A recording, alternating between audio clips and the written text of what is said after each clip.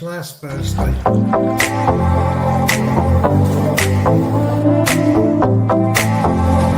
This has been one hell of an experience.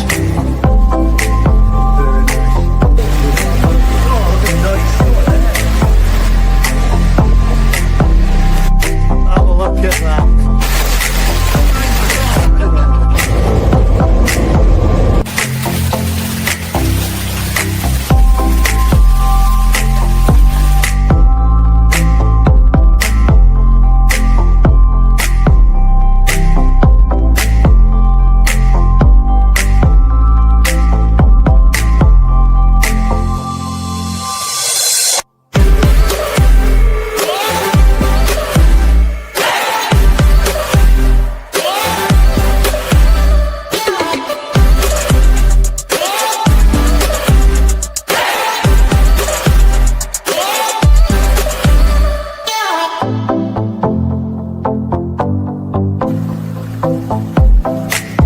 Chains in the garden.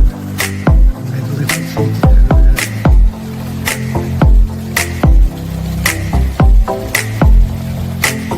Into the little bush. So you can see inside. Enjoy the family.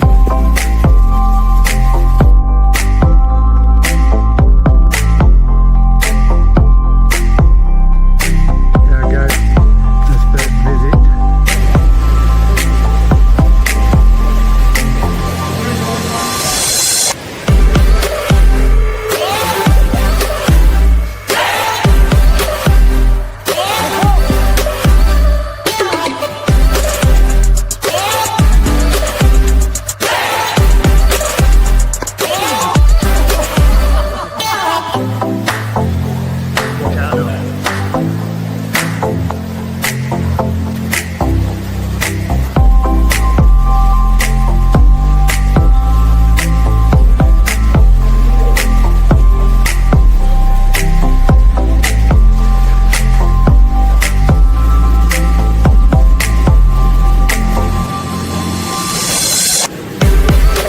Picking up his ticket, yeah, we're getting his ticket to go back to Tokyo for the night in the hotel. We'll be editing all this if possible. So you do try turning the chins up. We do that last Monday. I'm with a cold sweat. Hot sweat, mate. You said this were going home with you. 600 quid, wasn't it? Oh, how much? Hey, oh, did you hear that? No. He said 600. We're having that as a first time thing. 20 seconds. Right, if I bid again, are you going to bid any more? He's got that stonker face on his nose. 10, 9. Well done. 5, 4, 3, 2, 1.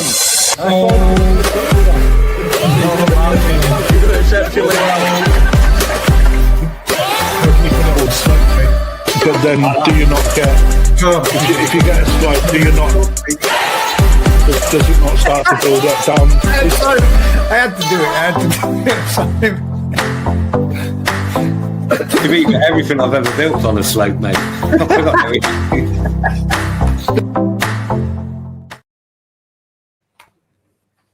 Sorry, Matt. And sorry, ladies and gents, we were 3 minutes late because me and Matt were having a little quick catch up and then realised that we was actually sat there and it was several minutes past. So blame Matt. That's what I'm doing.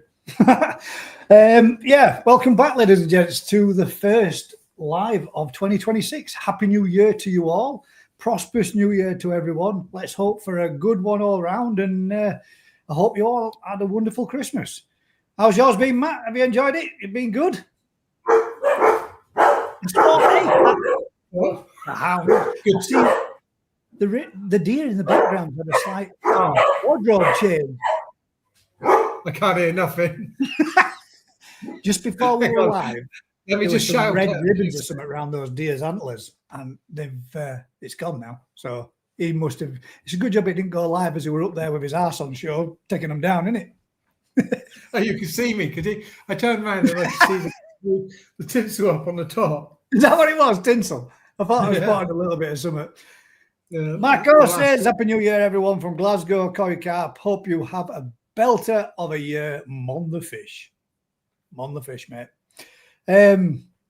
We haven't got any topics this evening, which means it'll probably turn into one of those random evenings where everybody just talks no but twaddle, which normally ends up being some of the best ones. So if anybody has got any topics they would like us to have a natter or a chat about this evening, make sure you just stick them in and put a question mark at the end with a little bit of something to make it stand out. If you put a question mark in, it highlights it for myself, so then that way we can pull them up and they stand out a little bit different from all the rest of the comments. Not that all the comments out there aren't important. They're all important and we appreciate it week in, week out. I do want to just touch base on one thing before we kick off and start off. If anybody's interested and would like to join Gaz's Koi Pond community, at the top where it says featured, you will find a new little section in there where if any of you are after a Boxwell liner or would like to get some info on a Boxwell liner, you can speak to, got it wrong. You can speak to this gentleman by contacting Matt at Howie Core Dorset. And if you mention GKP, you will get yourselves a little bit of a discount, which is Matt's way and our way of giving a little bit back to you guys when you make any purchases. So it's funny, guys. As you know, I started a YouTube channel up, but I was shocked that how hard it is to do it. So I take my hat off to all you YouTubers out there, and it's the time that it takes to do it. You know, you want to do some kind of decent, and it takes time. But that was, I felt like I almost got to fame in YouTube. And Gaz, you've seen one of the pictures I recently sent you. I'm getting these ladies send me photos of themselves saying, can I be one of your subscribers? I don't know whether you can pull it up, Gaz. Would you like me to pull it up? We're going to do it straight off the bat. Yeah, my wife knows about it, so it's nothing to Okay, here we go. You've actually set it up better than what I was going to do, so well done. Yeah, this particular young lady has been in touch with Matt, and she sent him a little photograph. So we thought we'd share it. Why not? Sharing is caring and all that. So here we go, ladies and gents. I bleach at the ready.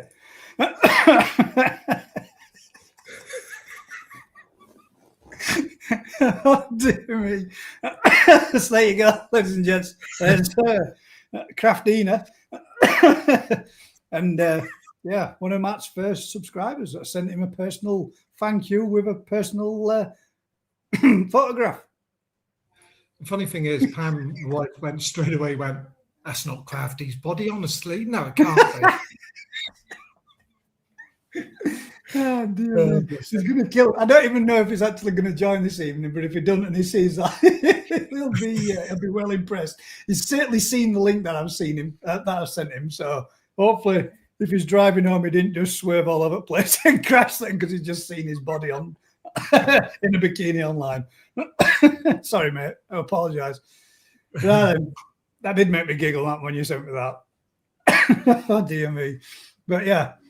So, without no topics, that's the kind of things we get up to, ladies and gents. So, make sure that they get, if anybody has got out, then we will go through and I'll just quickly check and watch. Oh, there we go. Typical Christmas question here. What was your favourite movie you guys watched over Christmas? Mine was Nutcracker. Mine was Stranger Things, mate. And for all those conspiracy theories that were banging it out there, saying that there were going to be another one coming out throughout this yesterday evening through 1 o'clock into this morning, gutted. Because it'd have been good if they did, but yeah. That's actually Marco being an ass, because that's my nickname, Nutcracker. Oh, is it really? Well, right. That picture I just sent you just a minute ago, or showed you just a minute ago. You don't want to share that one online now. No. I've just had another one that had just been shown to me. It was slightly more eye bleach needed. Right then, question from Seska, the dark horse. What about water temperature changes? Well, mine's not changed all that much. It's just been fecking cold and remained fecking cold for quite some time. On when it was just the back end, just before we went back to work, it started to freeze over at pond, and my returning flow coming back in, flow return coming back in was good evening, mate. Sorry, we'll go back to Good evening. Sorry. Happy New Year. Sorry, boss. I'm late. That's the deduction. Save me a fortune, all these late. Matt texted me, said, make sure you're late. Don't make me look bad. We're just saying then, Seska's asked a question. What about water temperature changes? Well, mine hasn't changed. It dropped off probably 28th, temperature started to drop and it plummeted fast. And then from then it started to freeze over. So I had to switch. Well, I switched off the system, but it's still been turned over inside the filter shed. It's just not returning back to the pond. And then I left the air on just so to try keep it so that I got a clear point or a clear place patch, for gas exchange. And other than that, everything's been shut down, but the pond's frozen over apart from the little areas where my airstones are, just keeping a little bit of movement on the surface of the water for a bit of gas exchange. Other than that, it's been frozen over the surface about an inch thick now for about 4 or 5 days, if not more. Bloody hell. Everything's all right. Fish are actually moving around and swimming around underneath it, to be fair. But yeah, they all parked up on the 28th and started. And then on 29th in morning, when it was coming a bit warmer by lunchtime, there were a few of them cruising around a little bit and moving around. And then on 29th, that's it. They all parked up and sat down at bottom, and then it started to freeze over. And then I thought, shit, I can't risk it and leave it running because I left it too late last year, and it cracked the outside filter and it cracked the outside trickle tower. So I had no choice but to make sure this time I turned it off before risk of it.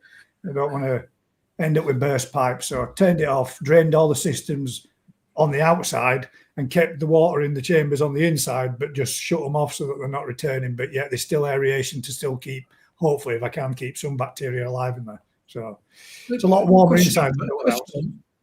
Question on that then. If you've got no water going through it, but obviously there's water in there to keep it all alive, how long can the water be keeping the bacteria alive without any feed of ammonia or nitrite going in there? Probably not that long, I want to thought, to be fair.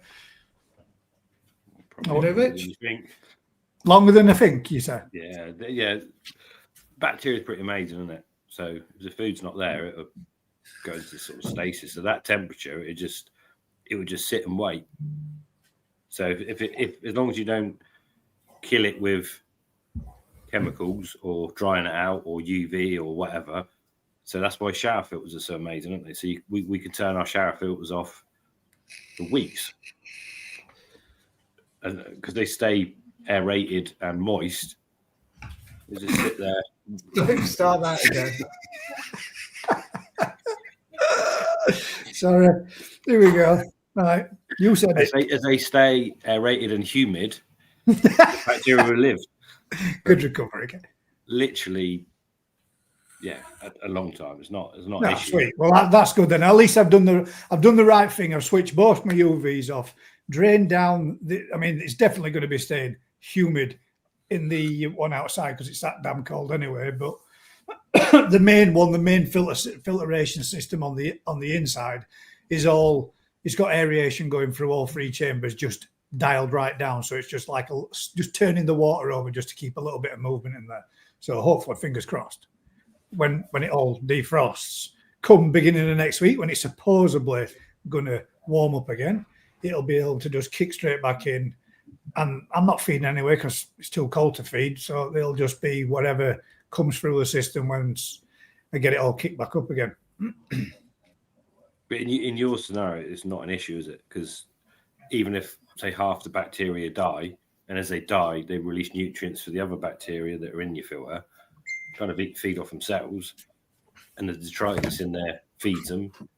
When you switch it back on, the fish aren't eating anything anyway, so they're producing very little. So yeah, very little. So it just tick away and slowly build back up again. That's a good deal. Yeah.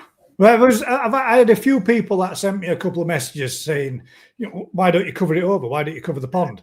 And the design error in my build, with it being made of random stonework, that's, all over the place in random pieces. That's how I wanted it, because I wanted it to look more natural rather than, and I would like to have it built up and have it, keep it that way and keep it looking more natural and have it with that light dry stone effect all the way around it if I do build it up out of the ground, and I'll still maintain it that way. But to cover over, if I don't get a complete seal, then I'm pissing it wind, because all that extra heat that's caught in there or traps in there is just going to find its first point.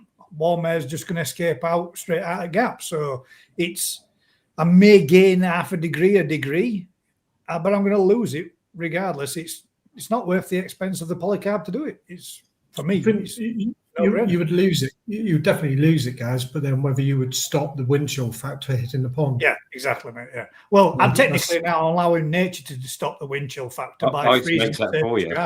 Yeah. Ice is doing it for me. It's covered in ice in all the nooks and crannies. Yeah, it does.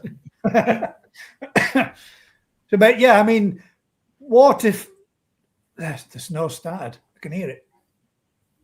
Some bits. No, it's 10 degrees here, mate. Is it really? Storm Gillian or something coming. Well, I've just had Budget Pond Keeper. He's just sent me a message, and he's driving up through Birmingham, and he was coming up. He said he was coming up on the M5, and it was absolutely chucking it down where he was parked up. Like, so he says it's coming down real bad. So he said he might not make the live, and he'll have to catch up. So drive safe, mate. Hope everything's good. Take it steady. But yeah, apparently it's working its way up, and Marie's just had a quick look then, and yeah, it is started snowing. So let's see what we get. The snow I can cope with, but we're supposed to have 100-mile-an-hour winds down in Cornwall. Yeah. That's the bit You're not in Cornwall. I know, but we're closer than you are. I hope you deflect him away from me then. You'll be right. You're down in a little dip. Dip. Well, you're in a valley, aren't you? You got big hills all around you. Well, that's my main problem, and a lot of people, could do a polytunnel over the top of it. But I've had little poly greenhouses out in garden. They didn't last 2 minutes. Literally got first bit of wind that we got, it just ripped them to pieces. So if I put something over, I'd have to make it to a point where it was covered aerodynamically so that the wind could go over top of it. But to do that, then it'd be a point where I'd never be able to see if anything were going wrong. I won't be able to see because I won't be able to get in there unless I made it high enough for me to be able to walk in, which I just ain't got the garden size to put a full-sized, polytunnel over top of me. Gaz Jones says it's been snowing. It's been snowing in Kidderminster for 40 minutes. Shit, man. And that's already covered with a good 2 inch. See, we're getting the rain. You're just getting it. Turns to snow as it goes up north. Yeah. That's the thing is, it always, if it snows up here, it's bad. And if it comes in from the east way, it's normally always really bad. But I don't know which direction this is supposed to be coming this time. But we'll see. We'll see if it becomes as... Text Ryan, say you snowed in. Well, I have spoke with Ryan and Kevin and told them, if it gets bad up here, the thing is, because I live at one of the second highest point in Huddersfield, which is not much, it's only a couple of meters below the highest motorway in the UK. I live in a pretty high area, and when it snows up here, we get it bad. And it's when we get the wind up here, we get it really bad. It's polytunnels and stuff like that. It just won't last too. Funny though, isn't it, guys? You think this time last year when you were in Japan and you had all that snow. I know, mate. And all that snow, you think life goes on. But it does. That's the craziest thing. Over here, we get that small amount, and we literally cannot handle it at all. Over there, they get 16 foot in a couple of days, and literally everything just carries on like it's normal. You've got water jets washing it away on roads like It is normal. That's the thing. Well, yeah, It's yeah. normal. Our infrastructure is just not set up for it at all. No, can you imagine everybody having to go out and buy snow tyres to put on during the winter? Well, my next door, but one neighbour, he always sticks, because we get it bad up here, he always sticks his snow tyres. He has a set on, puts a set on in winter, just so he can get off and get to work and then get back. But then he just switches them back over again. But I just thought I couldn't be asked, man. Rather than risk it, for the sake of a day's pay, I'd rather lose a day's pay than write a car off. It's just the hassle and shit that comes with it. It's just not worth it, man. But don't get me wrong, I'll always make sure I give it a try. I won't. The Mini that I'm driving, they're pretty low, and they've got low profile tires on it, which is probably going to make it even worse. And you only have to get to like 6 inches, and that's it. It's packed up and it's not lifting off the freaking floor. So I ain't going to get too far in it anyway. But we'll see what happens. It's not the best of cars. Get your excuses in now. Well, it is what it is, mate. I shall just take a picture out the back door and say, "No, I'm not coming in." Simple as. No, I'm back out in Japan. Well, it's not like I don't have to travel a distance. I mean, I'm traveling 79 miles to get to work. So, I mean, it's not like I'm just going 10 minutes down the road. It's a slog. So we'll see. But yeah, questions about water temperature changes. It ain't something that Coy enjoys it at all. And as everybody's always said, stability is key. Well, mine are stable in the cold.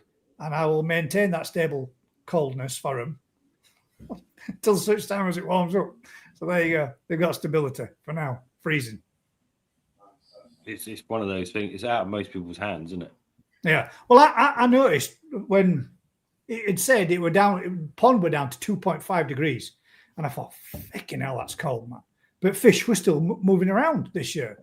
Same, not all of them, granted, but some of the bigger stuff were still swimming around a bit. And I thought, well, they're still active, but I can't take the risk if it drops to, and it said it was supposed to drop to -6. And I thought if it drops to -6 tonight and everything freezes up, because I went out to pond and I've got a float switch. If the water level drops, the float drops, switches the pumps off, still leaves the air on, stops them from losing all the water in the pond and it pumping itself out. I just thought to myself, that's frozen. That's frozen at the side of the pond now. Floating on the surface is frozen in. So that ain't going to, if it starts to freeze over and starts spilling over top of pond and on top of the ice, that ain't going to shut off. It's just going to keep going till pond's empty. So I just thought it's not worth the risk in losing them all if it freezes overnight, when at 10:30, it's already -4. So I thought, that's it. I switch it off, got up in the morning, completely frozen over apart from the air holes. That's it. So there you go. Wise man. Shut it down. It was a good call, but it's not like that's winter covers are on now. I shall take them off when it defrosts. The amount of people that will have ponds that have lost their water in the last week will be scary. Through filters overflowing, spray bars spraying the wrong way because they're frozen. Yeah, because they're frozen up partially. Split pipes. It will be probably into the dozens, if not hundreds, of people that have had that issue. Just shut them down. Well, we saw it a couple of years ago, didn't we? There were loads of people posting on social media. They were posting in like pictures of the ponds all frozen up and overflows and pipes burst and everything else. And to me, I think it's far less of an hassle when it's like that, but just to leave some air on so you've got gas exchange and just switch down, shut it off, drain them down. And that way then you don't need to worry about pipes cracking or breaking or any work to have to do come spring when when it thaws and you switch it all back on, because you've already drained everything out and you aren't going to have the risk of everything cracking. I did manage to keep it running a lot longer this year than what I did year before we got to that cold temperature, with it being so mild. I know I actually said this in my last video. It's been that mild that I actually had to cut the grass over Christmas period. And I thought, grass doesn't know, because we hadn't had a proper frost. We had one, And then it stopped. The grass seemed to stop growing for a couple of weeks, and then it warmed up again, and grass started growing again. I thought, I didn't think that were a thing. I know normally when it gets cold, so I cut grass just before Christmas, well, just between Christmas and New Year, and I went out there and gave pond a vac out because the last of my leaves and on my garden bushes and stuff like that had dropped, and they'd all landed on surface and loads settled on bottom. And I thought, I don't want them all going into winter with all that breaking down. So I vacked it all out, cleaned it all out, got it all sorted up, tidied out garden up and what have you. And then 2 days later, we're freezing. All right. You know what you could do? Stick it all in the corner, make a compost heap, and run a pipe from the pond through the compost heap, and it'll keep your pond heat. Have an internal. Actually, yeah, I mean, there's some serious heat in compost, isn't there? It actually does sometimes self-combust, doesn't it? And it sets a fire to itself. Yeah. You got heat in one corner, keep your pond sorted. Yeah. All free, innit? That's it. I'll give it a go. Giant pile of shit rotting away in the corner of my garden. Right then, what's that? Well, I think we've pretty much touched on what you really should do. I mean, any tips for anybody that you guys could share that you think would be good advice with water temperatures at this time of year, other than what we've already said? Just all the exposed showers. That's the worst bit, isn't it? Anything exposed, the showers, the blades, the waterfalls, shut them down. Well, shutting mine down made a difference. It went from 2.5 degrees, shutting the returns going back in, which are obviously getting chilled as it's coming back out and falling back into water, and we're back up to 4 degrees in temperature. So yeah, it should. That's down at the bottom, like it come up. It's only 1.5 degrees, but 1.5 degrees is a bit warmer than what it was at 2.5 degrees. So it made a little bit of a difference turning it off, covering it up. But it's a big difference, isn't it? If you're a fish. Yeah, well, I mean, I put my arm in mini pond to clean up, to give that a clean and trim all stuff back, to tidy all that one up, and I only had my arm in there for like a couple of seconds just to switch the pump off from the waterfall so it won't coming out down through a waterfall, and then just have it so it's a little internal filter like kind of thing. So just having it so it's just ticking over, but dialed it right back down so it's just getting a little bit of water movement, and my arm was freezing. It really was proper cold. Took ages for my arm to warm back up. I had to come in and run my hands underneath tap to get my hands warmed back up again. Just from like 5 minutes of messing around with pond. Put your whole head in. Nah, that's what I think. I was thinking to myself, poor bastards, man, sitting in that. But my Tamasabbers, they're swimming around coming to the top. They're all swimming. They're dying. They're not. They're proper swimming. I thought they'd be right down at bottom all the time, but they're not. They've just been swimming around. I open back door and stand out there and have a look. They're coming to top, mouthing at top like they want feeding. I thought, I'm not feeding you. It's too cold, man. But I was really surprised. A lot of other people have said their Tamasabbers and stuff are being like nose down, laid on the sides and all that, and on bottom and what have you. But they've been no bother at all. Double hard bastards. The remaining 3 will be joining them come spring this year even. So they'll be spawning out there soon. Is what? Be overrun with them when they start breeding out there. Nah, I don't think that'll be an issue. I think the axolotls will probably eat all their eggs. Hope. We'll see. All right then, let's go on to the next one. What coins are coming in on the shipment in the next few weeks, guys? Any of mine? Couldn't tell you, mate. Probably. If you bought some and they've got some, I'm guessing there will be. It'll be the last shipment that we'll be getting in till the new stuff that Ryan goes out there picking.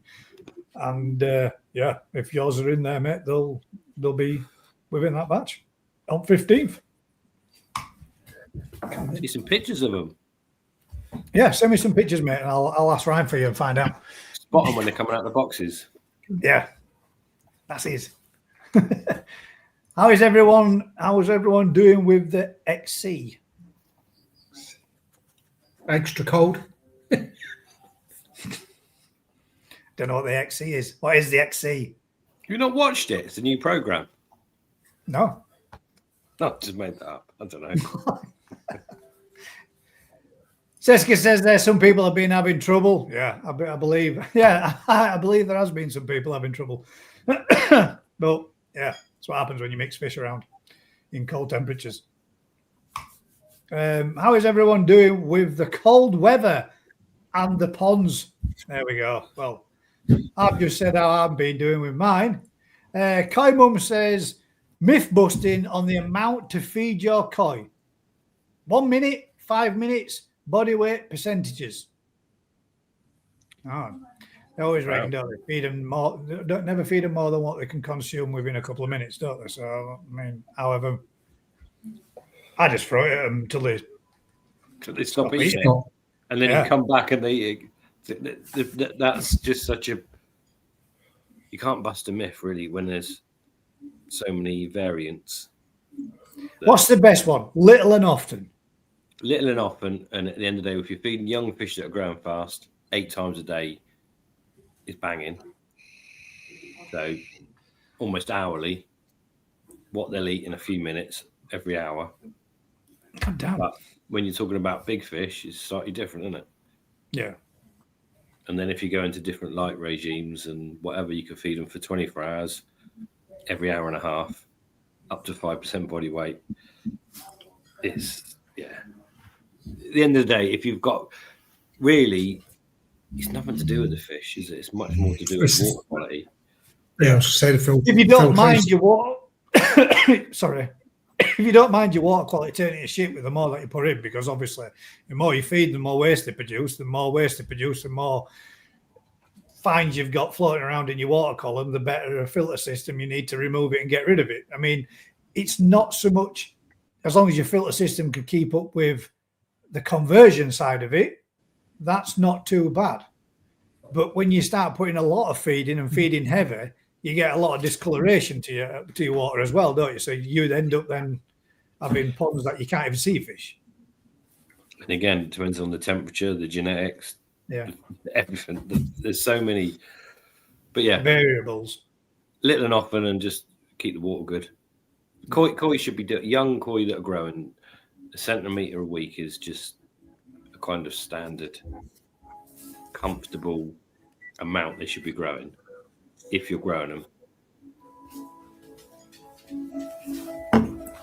Little and often for your other stuff. So we'll do another feed trial this week, but at the end of the day, you can do stuff till you're blue in the face, and yet don't want to just come along and go, oh, that's different. I don't want to do that. Don't agree with that. So what works for you? If it works for you, and if someone else is getting better results, then maybe you need to change what you're doing. Yeah. Have you decided what food you're doing on the next trial? Pretty much. Top secret. Pretty much. No, it's not top secret. I've got to do sake akari because it's like the gold standard, isn't it? So if anything gets close to it, great. I can't do the same food. So the Donichi one was really good, but it's not an easily accessible food, and its cost is probably higher than the sake akari. So there's no point doing that again. It was the best we did, but let's go with some other stuff. So I'm going to do a really cheap food with my manga mix to make it better. See how that compares against sake akari. I think I'm going to have to use Nutrimare again because it's probably the most different food out there. The way it, I've seen some amazing stuff with it and some not such amazing stuff with it. So I need to. But could that not be down to the not so amazing, down to genetics, or the fish just not capable? Yeah, no, 100%. It's not. I think it's I think that the way it can grow young fish is amazing. It's obviously there's some really good bits about it. It just needs tweaking for us, or to see all the whole aspect of it. I don't think it's not as good for perhaps the colour side of it, but I think they're bringing out a colour food anyway. Yeah. So and then if they're adding that if extra, I can get that, then that'll give a fairer trial in that sense. But yeah, it's one of those. I've seen some really, even though I've grown show thing, the biggest, best fish were either Nutrimare or sake akari. Yeah. They were the two foods that were up there.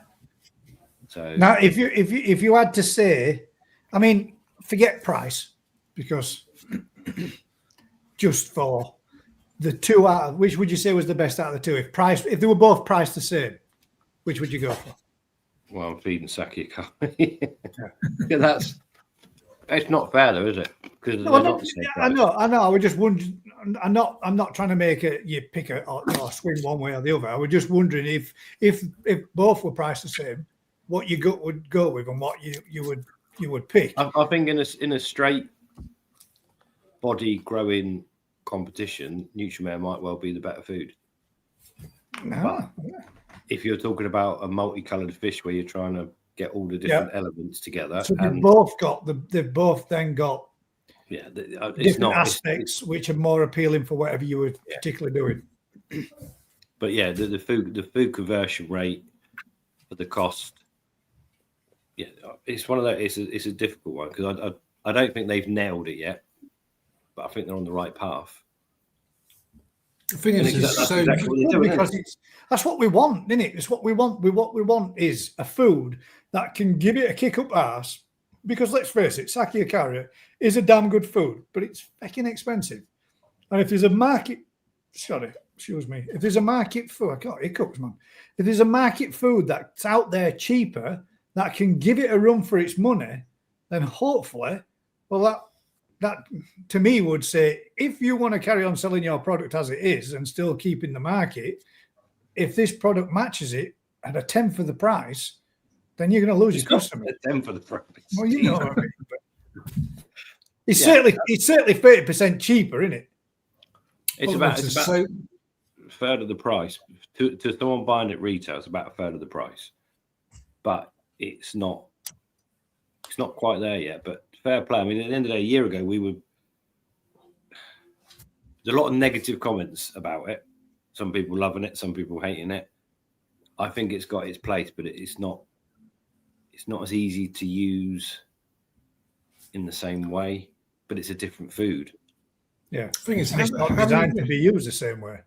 how many different foods are out there of that type? Loads. Yeah. But there's loads and loads of them out there. You know, so There are, but most of them are so down a certain road or a certain route that you can change the packaging and whatever, but actually it becomes difficult to assess what's going in them and the outcomes. And that's why I need to perhaps look at it again.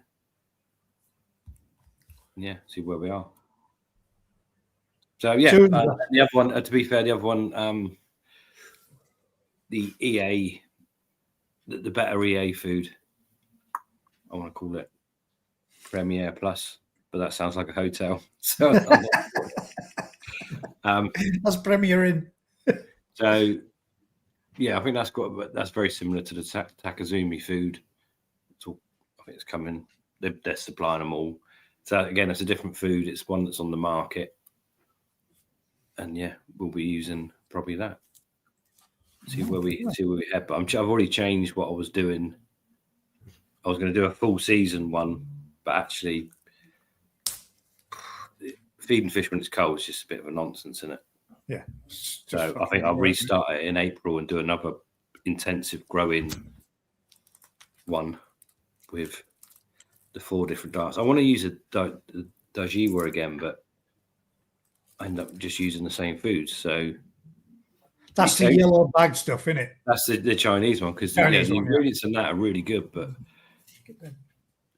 yeah, I've got I can't just use the same foods. So I've got to mix it up somewhere. So we won't be using the Coppens. We won't be using the Dainichi food, which is the FD one. So yeah, the best food I can get really is the sake akari. That is the if anything comes close to that, then superb. And I think to be fair, I think the Dainichi stuff would. I don't think there was a lot to call between them, but I didn't do them together, so. Try it and see.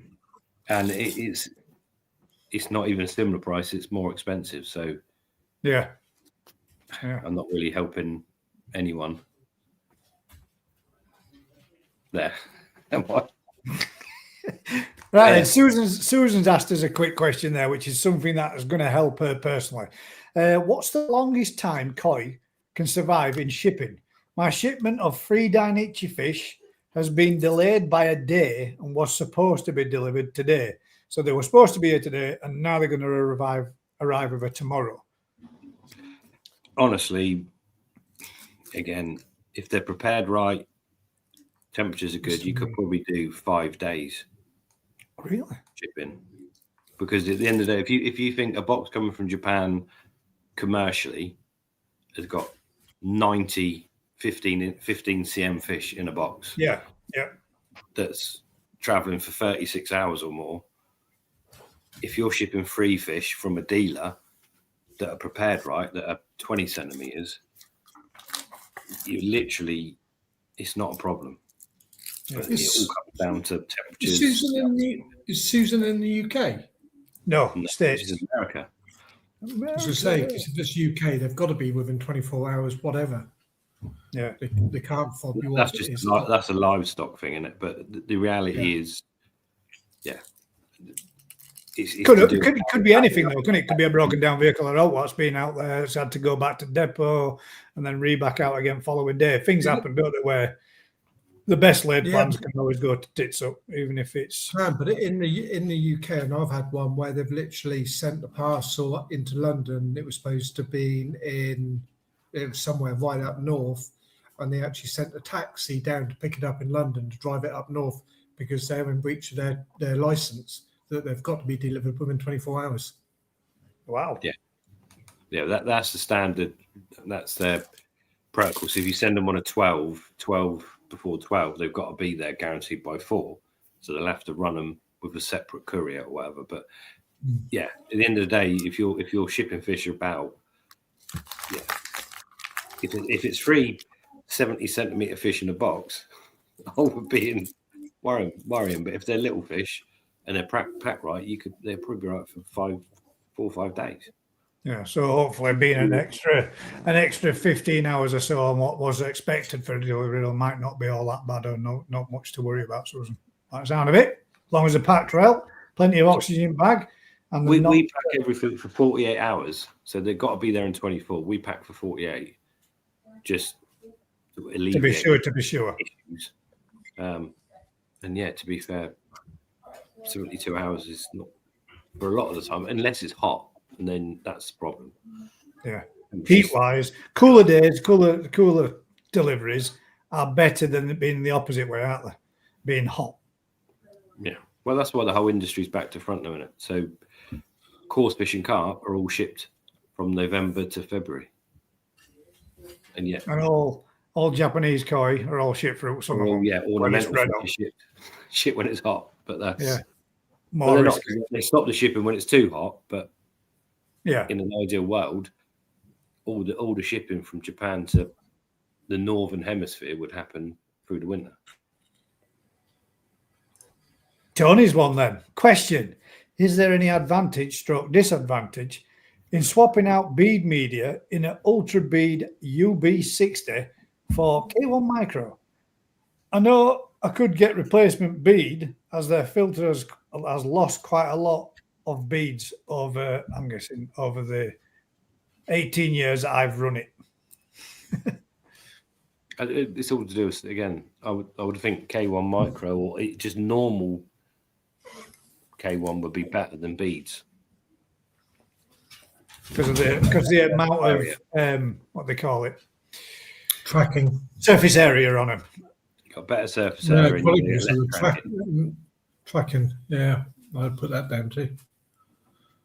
But I think generally the beads, I would think you probably got maybe 10 times the surface area on one bit of K1 to a bead. So you could make your filter would be 10 times more efficient. K1 over beads, but beads are there. Obviously, they trap stuff if it's run right as well. So then it'll only just be acting as biological with the K1 in, as opposed to mechanical too.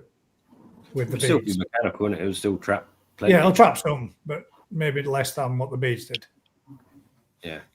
It's amazing how, like, the sand filters 20 years ago, sand filters were all over, but they're like gone, aren't they? Yeah.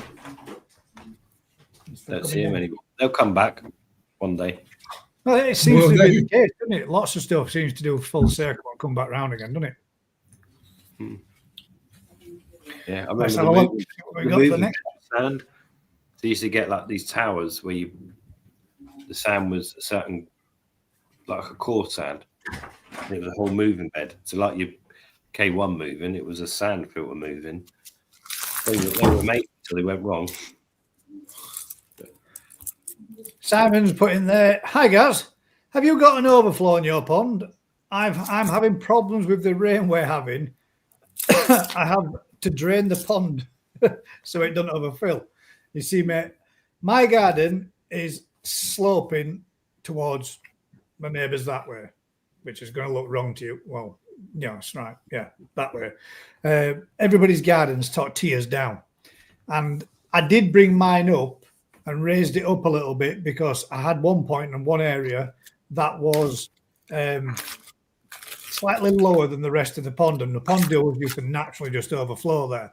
And now I brought it up and raised it up, put some soil in and packed it all up, and then trampled it down, whacker plated it down, and then brought it up a bit more, and again and again. And I've put it in, and I've got my pond to a similar sort of level all the way around, but it's still got that slight low spot in comparison. So when it overflows, it literally overflows off that little bit and across my lawn and straight down and into next door neighbour's garden. Down, well, between mine and my neighbour's garden, we've got like a slate gravel flower bed area all the way around it, and it hits that point and then just trickles down to the bottom corner and out onto the little snicket where that's the side of my house. So the little bit of overflow is just a natural overflow, and it just cascades across my garden. It's not the best of things, especially at this time of year, but when it starts getting close to getting to that point, when it is, I've got the filter system that I'm running has got dump valves on all three tanks.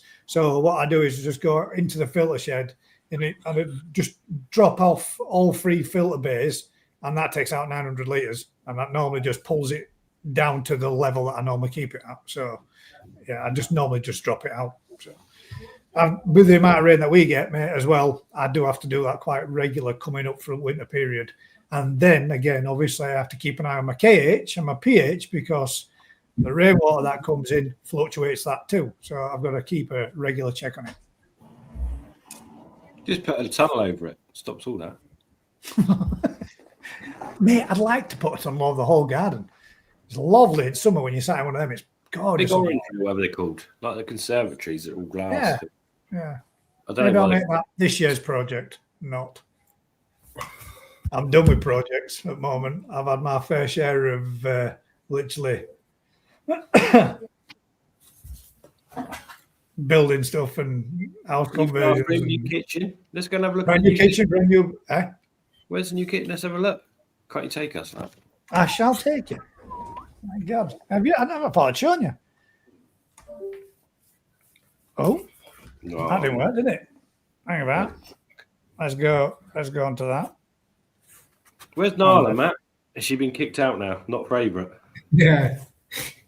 They're normally here because I'm eating decent food. I'm eating olives tonight, and Nala don't like them. So she's come over, sniffed, and then gone, sod that. I'm out of here. But Coco will eat anything. Chloe, Actually, swan. Yeah. Mad. She's a proper dog now. yeah. Are you bringing both dogs on Saturday? I'm going to have to because I've got nothing else to do with them. Yes. No, no. I'm going to have to keep them out of the way. I don't want any more pups. We were talking about it today because we've got so many people that's not coming. Yeah, you've got to bring them. Our super dogs. Okay, who's that? Inca. All you see is a grey beard.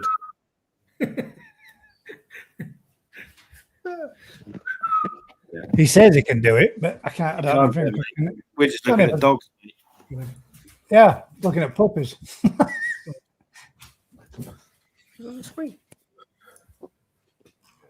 thought I could actually have this Wi-Fi. Obviously not. You disconnected the whole thing, mate. Game Never over. mind. Right, I'll be back. I will. Right. We're going to talk about Koi. So, Matt, you're off to Japan very soon. Still in the background. Yeah. 4 weeks tomorrow. Got an itinerary planned? Nope.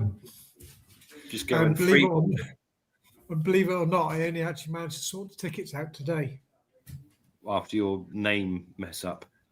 No, I've had a second name mess up. Oh. What, yours? So when you fill out the form, or what you're doing online, it says first name. So of course I put Matthew. Then it goes to surname. So I put How.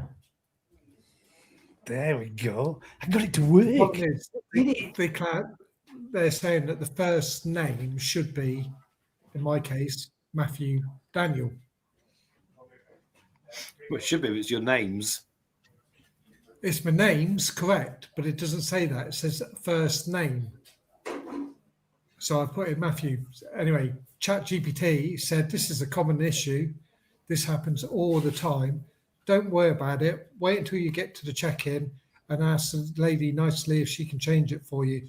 In most cases, she would. They're like, sod that. Am I going to wait until check-in on the day for them to turn around and go, no, you can't do it? Oh, sorry, Gaz.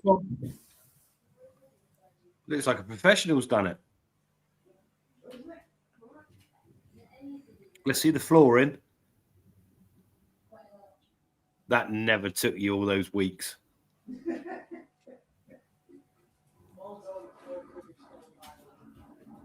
at this. It's like, what's that through the keyhole? Who lives in a house like this?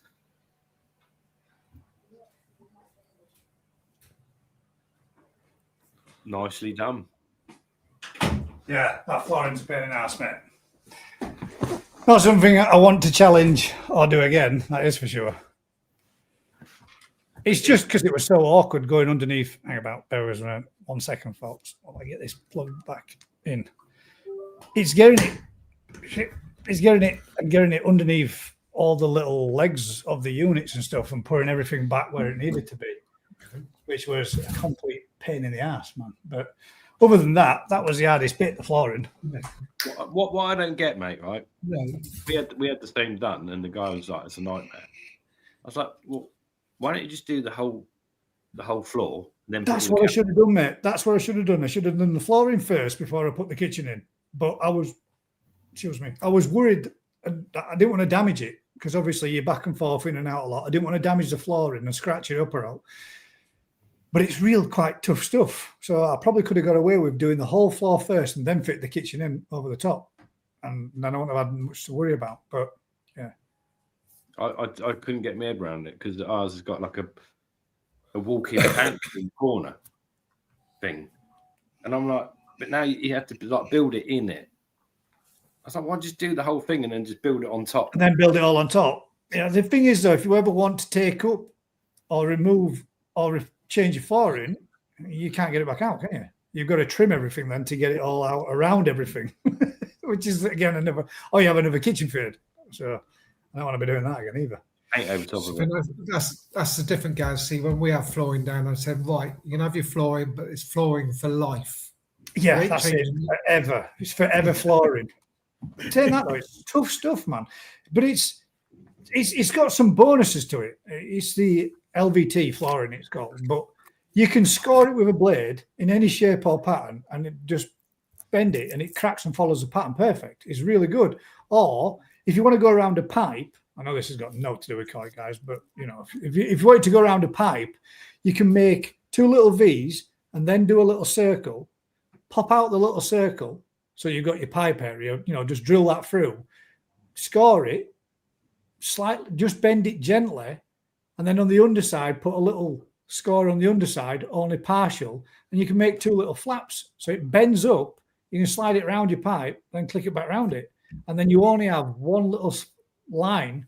And if you put a little bit of like contact adhesive or Mitre Mate spray on it, run a line, spray on the other, touch them together, boom, solid rock out, and you can't even tell that it's been cut. It's that good. It cuts well in that way. Or if you're doing like any shapes, but it's so fucking hard doing the herringbone pattern because everything's angles, and I'm not the best at doing them. But I mean, as you can see, I mastered it in the end. But it weren't so much that it were hard. I just didn't want to. I only had 5 boards left spare. Five boards spare, and I knew that they come in A's and B's, so you get like 20 of A and 20 of B, and I had 1 or 2 mistakes, which meant I'd got 2 B's and 3 A's, so I couldn't really make any more mistakes, or otherwise they're going to end up being short. But yeah. It's done. It's finished. Bathroom's done. Same flooring, and it is pretty sweet. I'm happy with it. So I'm glad it's all done and finished. Should get a job doing it. Yeah.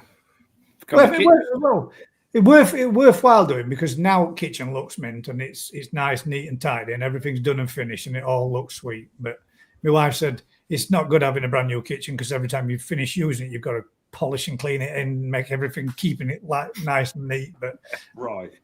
But obviously, I guess we'll wear off at some point. First of all, I'm going to say for all those, what have you got as your New Year's resolution? My New Year's resolution is to drink more water. So is mine. Drink more water that's been turned into wine or alcohol. So, Happy New Year, all. And just, I've got cauliflower croquettes or something. I'm on a low carb diet this month. No, all right. Low carb diet. Is that what it is? Happy New Year, all. This is it. We could be in trouble. Got to be good, isn't it? You got to do something for a bit of fun. Yeah. There we go. Paul Cunningham's put down there. If you shut your shower over winter when restarting in spring, should the filter media be thoroughly cleaned? No, not for us. For your pond, Paul, you might. To be fair, when I shut mine down last year, and I thought we're going to give it a full set to, because last year I didn't shut it down soon enough and it split the box. So I took mine out and just give it a rinse off with an hose pipe and put it back in. That's all I did. And it seemed to mature up faster than last time when I jet washed it all off. So I'm just going to bang a few buckets through it and rinse it through in that sense and just get it going again, and off the way it goes. I'll just switch it straight back on. 100%. I wouldn't even, not in a shower, I wouldn't even touch it, really. Done.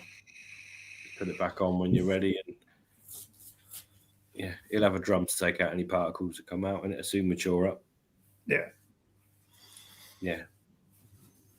Now Vince says that he's never done. Yeah, I mean, I did Vince, not last year before, but last year I didn't, and this year I'm not going to do either. I'm just going to wang a couple of buckets in there just to swill it through, because it has a chamber in the bottom for settlement. So I'm going to switch that on, drain that out, and then kick it up and start it up with normal system. So I'm not going to bother this time either.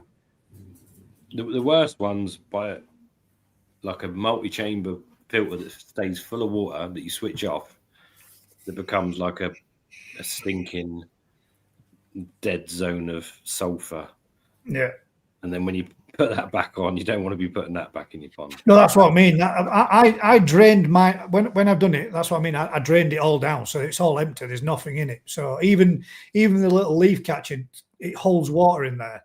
And rather than, I just drained that down and scooped all water out of it too, because I didn't want to risk that expanding and cracking inside there either. So it's all completely empty.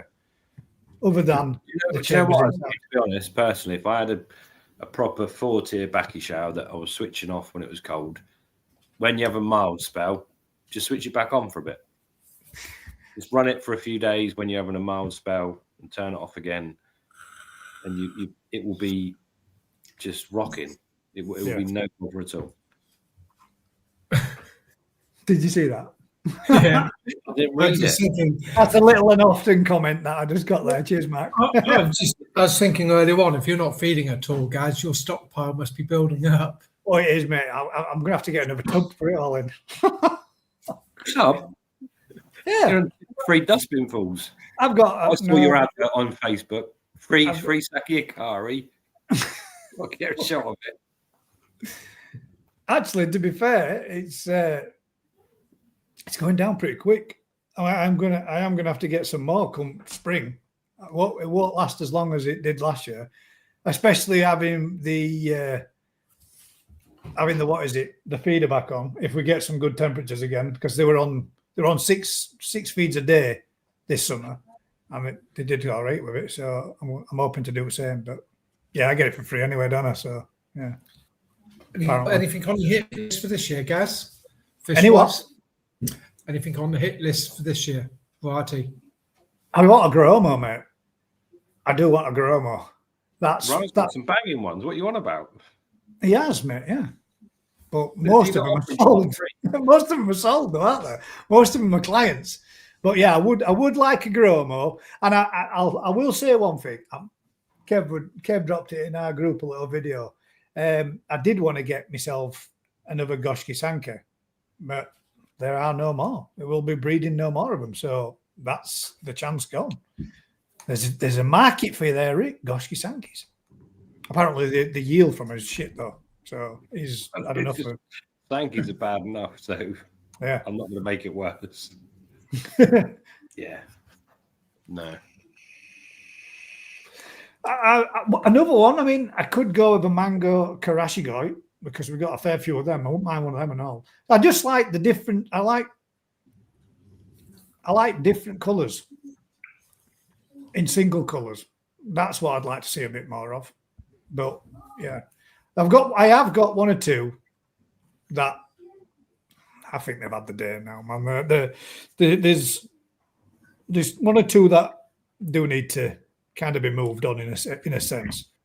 But you're in a bad situation, mate, aren't you? You're literally looking at your pond, going to work and going, bastard, every day. Yeah. That's the worst thing, mate. It really is. I have got a lot of fish that I really do like, that I really do enjoy, and I won't move them on. But it's just, to be fair and to be completely honest, as we all do, most of us start off with some fish that we get from your local garden centre or whatever. And I do have 3 left in there that are from the local garden centre that they're not the very best, and they're just not growing anymore, and they won't. I don't think they will grow anymore. So they've got to as big as what they'll probably ever do. But you know, one of them is a Becco, which has got some lovely markings to it. It's got some lovely pattern to it, and its body's nice. It's just not growing quick. It's slowly. It still puts on a little bit each year, but it's not to scream about. So yeah, odd one or two I might want to get rid of. It all goes full circle there, doesn't it? So suddenly you'll get rid of them, and then Ryan will go, I've got this new amazing variety. It's like this ghosty thing that you could. Yeah. Wish I had one of them. I would like to try one of those Kierans as well and see what they're like, see what they do. But again, I don't know. It's a Kajaku in it, really, but it's a yellow Kajaku that's a bit different. Exactly, something a bit different. Just, I think a pond looks better when it's got a nice variety of coloration through it. And I've got one or two that, I mean, there is. I'm not 100% sure. I don't even know what it is. I always jokingly said, you know, like it were a 10-step Kaku, but it's metallic.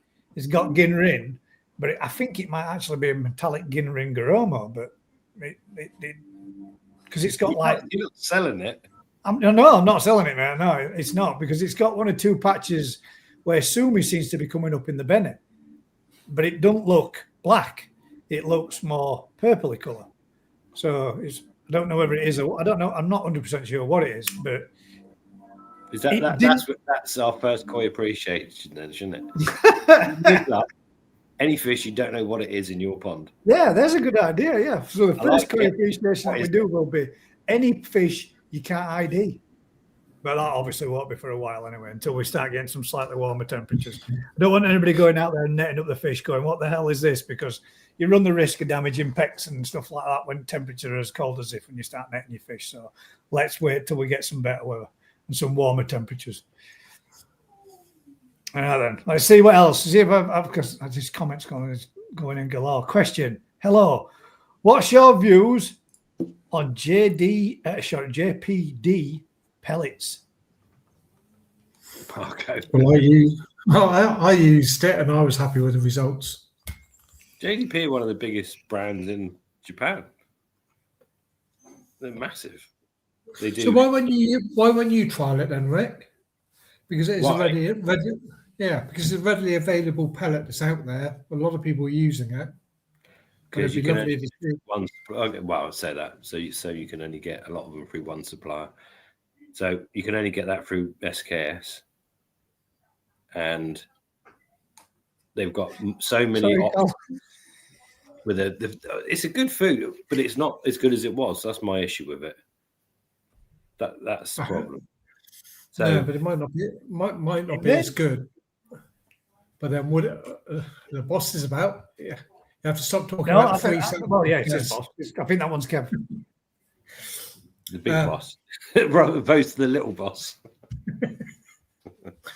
I don't know. JDP, it's one of them.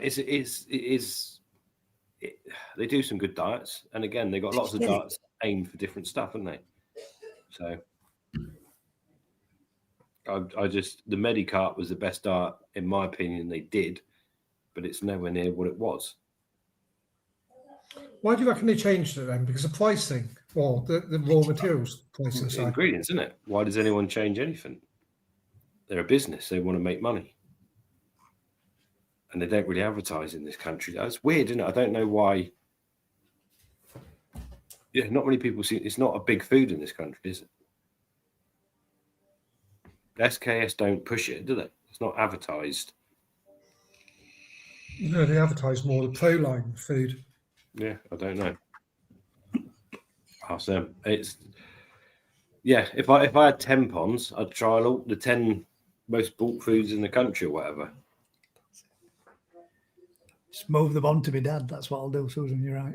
Sorry, I'm having conversations throughout your topics that you're talking about. I hadn't used it myself personally, so JDP, they do the main foods are like Shogun, the Medicarp Colour. You've always used it, man. Said you've had good results on it, haven't you? You've got good growth on your fish that you brought back last year. Yeah, I only used it last year. Before that, I was using the Coppins, and then I wanted to up it. So we tried a JBD, and yeah, I was happy with the results of it. But it's the same. It's the same growth on some of your torsai fruit in this time. But it'd be just lovely to see the comparison between what I was using and another feed. You know, to say, that's the thing in it. That's where you can't. That's where you need so many ponds of similar. Everything about them's the same, so you can just see the whole process. And you know, if you put a good genetic quality fish into a polytunnel, you expect it to do a centimetre a week if it's eating horse shit or a decent food. That's kind of what it should be doing. But it's what the outcome is a year later in terms of body structure, bone structure, colour, all those things. And that's so hard to compare unless you've got them all side by side. But in my eyes, and you would say hands down sake is the best food. But I hear a boat coming. There's a boat coming in there. I knew it. Go on. But why use them then? We know sake is going to be the best. Why not? Why use it? Why do another one? Yeah, that's the point. I've got to. I kind of have to use it because I've used it. I've seen the results from it. I've seen the results from the Dainichi food, the Nutrimare food, JDP food. We probably use every food on the market, but in the right environment, they all do well. But you need to see them against each other to really comprehend that difference. It's not just they do well on it. If you do it in a drop, you want to eat more and they do better. It's right. But yeah, I have to do it. That, Really? you just asked me then earlier, Matt, if there's anything in particular that I'm looking for. I think Ryan's just bought it for me. Is he? Nice. Yeah. Absolutely mint. An absolutely mint. Oh. I'm getting pictures sent in to me now, Matt. Other people in bikinis. To answer your question, Matt, right? I'm gonna use a cheap food, and I reckon I will rival Saki Akari. I think I've nailed it. So that would be the difference as well. Sweet. That's why I have to use it. So if I can use a food, almost any food, and compare it to Saki Akari after a proper trial, then that sorts my own head out. I don't care about anyone else. Yeah, in that case, that makes sense. But if you were just doing a comparison, you've already, in my eyes, you've already done the Saki, so why do it again when we know it's the best? But I need to do it on a comparison back to back. Exactly. If you think you found the alternative to Saki, then yeah, you've got to go for it. Let's hope you're good. If I go very quiet next year, you know what's happening. Yeah, if you go really quiet, you've got a whole pond full of white, short ass, stumpy tailed. That's a genetics. Definitely. Yeah. Come on, then, let's see these fish. Ryan has got some good fish going for the orchard. Mate, he has got some. He says he's going to share them with him hopefully for us next week. So that's one thing. Oh, here he is, Craftalina. Craftalina. Everyone. Good evening. Well, Very well, mate. Happy New Year to you, bud. Do you have a good one? Did she?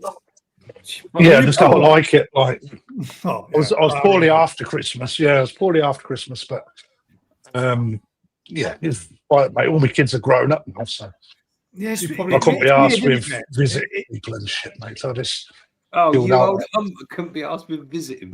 we went to see my daughter and we went for Christmas dinner there. And to be fair, she did a right spread. Lovely meal. It was absolutely lovely. And then we got to watch the grandkids just trash their house. It was brilliant. It was kids stuff everywhere. Toys all over the way, kinetic sand all over the floor, everywhere, you name it. Brand new sofa, it were on there and everything. I'm like, go for it, kids. Let you do it. Do your worst, just like they used to do to us. It was brilliant. Crafty, you probably caught a cold, Crafty, or what you've been wearing over Christmas. like, tell you what, mate. It's like it's underrated, that sort of gear. Yeah. Rick still don't know what's going on. I do, mate. I've seen it. Oh. I think, mate, it's supposed to be a one-on-one thing, that, mate. Hang about. But, I said I was going to have some fun with it, and you went, "Oh, I thought you might." I've got screenshots of the sexy messages you were sending me, sir. I've got it on my wall, mate. Full size. Yeah, hang about, Matt. What Crafties? Crafties. If you see the bone structure on it, you'll love it. Have a look at that. Crafties looked AI generated, but that one looks legit. It's not, mate. That is legit, isn't it? It's all legit. That ain't AI. I'm trying to work out where that photo's from. Would you like to? I bet you are. Showing the Would you like public, me to mate. make it slightly bigger so that you can see it easier? We're all waiting. Mate, I can't believe you've just hurt my feelings saying that picture was AI generated, Gaz. Well, this is the body of a Templar, have you know? Yeah, well, if you look at this fella, he has two. To be fair, that was the one that I was trying to copy. I mean, that one is genuine. You got wet hair and lot in it. Matt is, yeah, but look a little bit further south. Yeah, he's even got. But He's even got fung on. Just saying. We'll say it were AI generated, Matt, just in case. Just in case, yeah. Just in case, yeah. I've I mean, I seen know you're worse. partial to wearing a bra every now and again because you've done it live on the show. So I mean, it's not like you shy her out, but there you go. Is that a bikini off?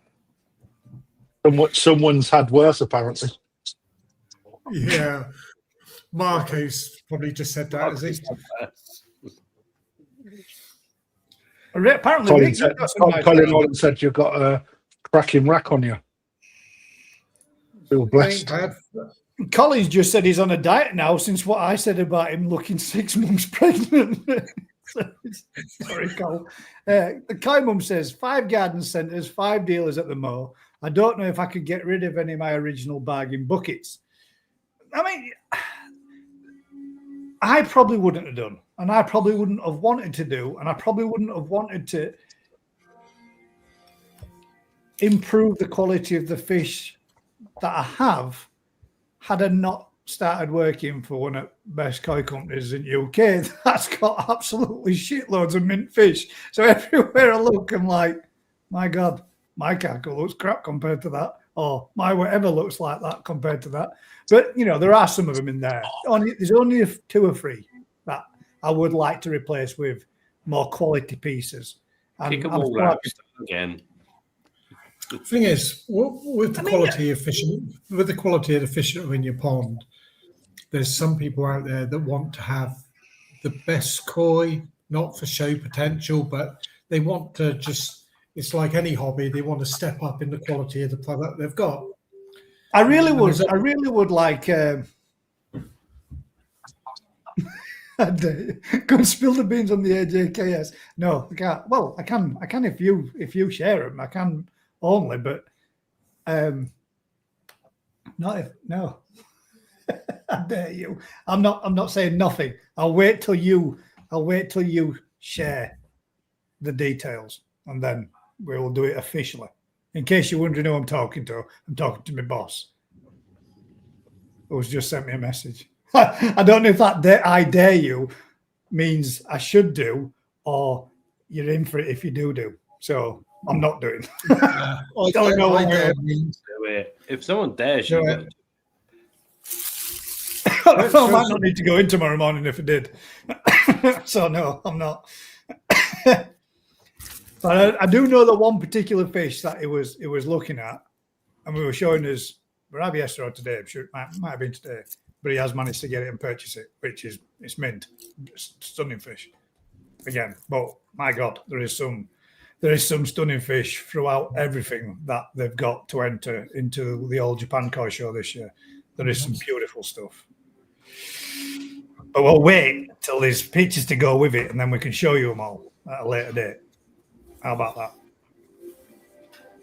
go. Graft, have you not put the heating on in your house? Colin, if you heard what I said one of. I didn't. I noticed that, Gaz, because I was going to pick you up on it, and then I went, no, I can't, because he did say It wouldn't be my place to say that, would it? That would be for the clientele. One of the best guys, you'll be getting your P45. Oh, God, I can't get it right for wrong, can I? I might do. Well, yeah, in my opinion, the best. How about that then? So on a different note, Crafty, are you doing the Kieran? Is that all you're doing for your event? I've got I'm shushing. You can't Yeah. show. You can't do that. no, they've not gone out for sale yet, but yet. There's still a bit going on behind the scenes that I haven't released yet. So there's more than just a growing show that's going to be going on. And I ain't going to say anything more than that. Yeah, keep it as top secret, mate. Tell us afterwards, and I shall announce it for you next week. Are you going to No, limit? I am. I'm drip feeding. I'm drip feeding what we've got lined up. Yeah, limiting the way numbers, to do it, isn't it? Say that again, Rick. Are you limiting numbers to 75 people? Yeah, they're being limited. Yeah. But there's some added benefits to the tickets this year. I'm not going to say anything more than that. Yeah, I mean, everybody knows that they're going to get a free pom bomb as well. Though. I mean, It's not happening. that's a given. One thing that's not happening. You might get a bit of a percentage discount. On a pom bomb. Yeah. Just pom bombs. If you buy a fish, you get into the prize draw, guaranteed 50% off next week purchase. When will we know more, Crafty? Next week, the date will go live that we're doing the event. I ain't going to say much more because I'll start giving away little bits that I've got planned. And I want it to gain a little bit of momentum and interest because I've got some special things lined up and really something that people haven't done before. Like a murder mystery. Do you kill one of your guests and see who does Not a it? bad idea. Tell you, guys, you come in. Kill one of them. Thanks. So I can be the person who gets murdered. Well, you obviously know the date, Rick, because I'll text you, but I'll speak to you two after if you want to come up to the date. Yeah. Sweet. You don't Nice worry stuff, about murder guys. mystery. It's gone off the idea. Yeah. Am I right in thinking when you posted the picture, you posted them with some Ginrin Kahaku? Mariyama Kahaku, yeah. They look nice as a mix with the Ginrin. Well, to be fair, I'll put them in there, mate, because enough in the pond. As a visual sense of it. Yeah, mate, that Nice, pond looks absolutely fantastic. Absolutely fantastic, mate. Yeah, I can't. When I I just had the idea. There was in two. Yeah, that'll be happening 100%. Both Kev and mine. I just had an idea that it's the amount of fish that was in there from the Mariyama Ginrin. They weren't really eating how I wanted them to. It was a little bit too shy on the feed. So I was like, right, they've got them through quarantine now. Start mixed them together just to see how they cope anyway. But yeah, what a pond of fish. They really do complement each other well, and that's something as a dealer that you have to try and get right. And sometimes when you just sort of keep your ponds all separate from breeders to variety that you've got from them, some of them ponds don't always look the most entertaining, or attractive. I once saw at a dealer's, I won't say where it was, but I once saw Yamabuki Ogons with shooting in a black and white pond. Yeah. And mate, that looked absolutely mint. I mean, Mr. Tape would have been in his element looking at that if you'd have seen that's the thing when you on it really went well. yellow in a koi pond period really does upset the balance and makes the colours so much more attractive, because it's like anything, red, white, full of red and whites. You sort of get lost when you break that colour up with a single colour, especially yellow. Yeah, That's why I like the two Yamabukis that I've got in mind. With the two Yamabukis and the Karashigoi, this is a creamy, yellowy colour, and the two bright, vibrant yellow Yamabukis, it gives that different bit of colour element throughout. You've got to have a couple of yellowfish in your pond, mate. Got to have. And brown, and blue, and black, and brown. Brown, blue, orange, red, and white. I would really like a Shisui without the orange and just be blue. I would really just a blue one. That would, to me, would be perfect. I would love a Shisui. Does that make it a Shisui? I don't know. Well, yeah, but you know what I mean. I really would love a Shisui that all the Benny dropped off of it, and then to me that would be mint. I'd love a blue koi. That's what I'm saying. 50% of them hatch like, mate, and they get cold. Well, save me a good one and grow it on. I'd really like a blue koi. It's like banging your head against the wall, isn't it? After culling, probably in my Susan says they've got one for maybe 2 million plain orange here at series. Thank you. I just think a blue koi looks something totally different. It's when you see a younger and they have that blue hue to them, don't they? And you think if it stayed like that, that'd be amazing. But then they don't. But I mean, plain blue looks like that. Yeah. All right, I'll send them all your way. Thank you. I think. I mean, yeah, just something different. I like it. I like blue. Blue's my favorite color. I had a very blue Shisui a couple of years ago. I put it on Facebook, and it went viral, man. It had like 200,000 views, and when I started to look at the location, it was literally bouncing around East Asia, into Japan, over to Brazil, back to East. It's like, why can't that just be in the UK? You know, it's like, it actually provides no sales whatsoever. Huddersfield town colours blue and white. See, so there you go. Hello. You had one the week before Christmas, didn't you? The blue and white khaki. It's what? You had the blue and or the blue kahaki. Somebody sent in. Yeah, but that's just a picture that's had the exposure change on it. It was real.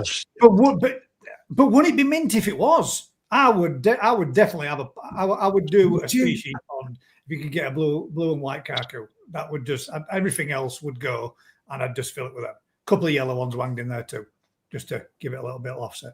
But, yeah.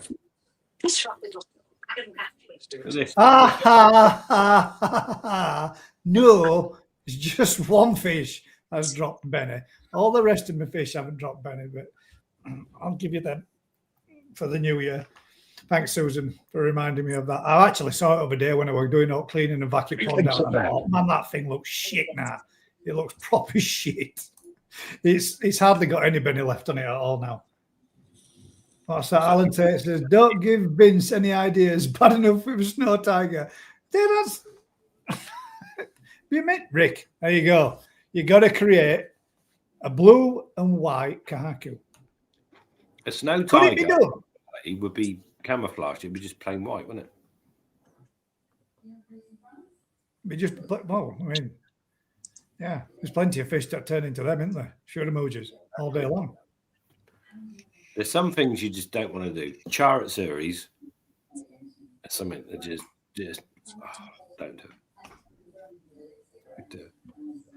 This is a question that's been asked once or twice before, but for the sake of Rory Lane, let's stick it out there to the panel and anybody else in the comments.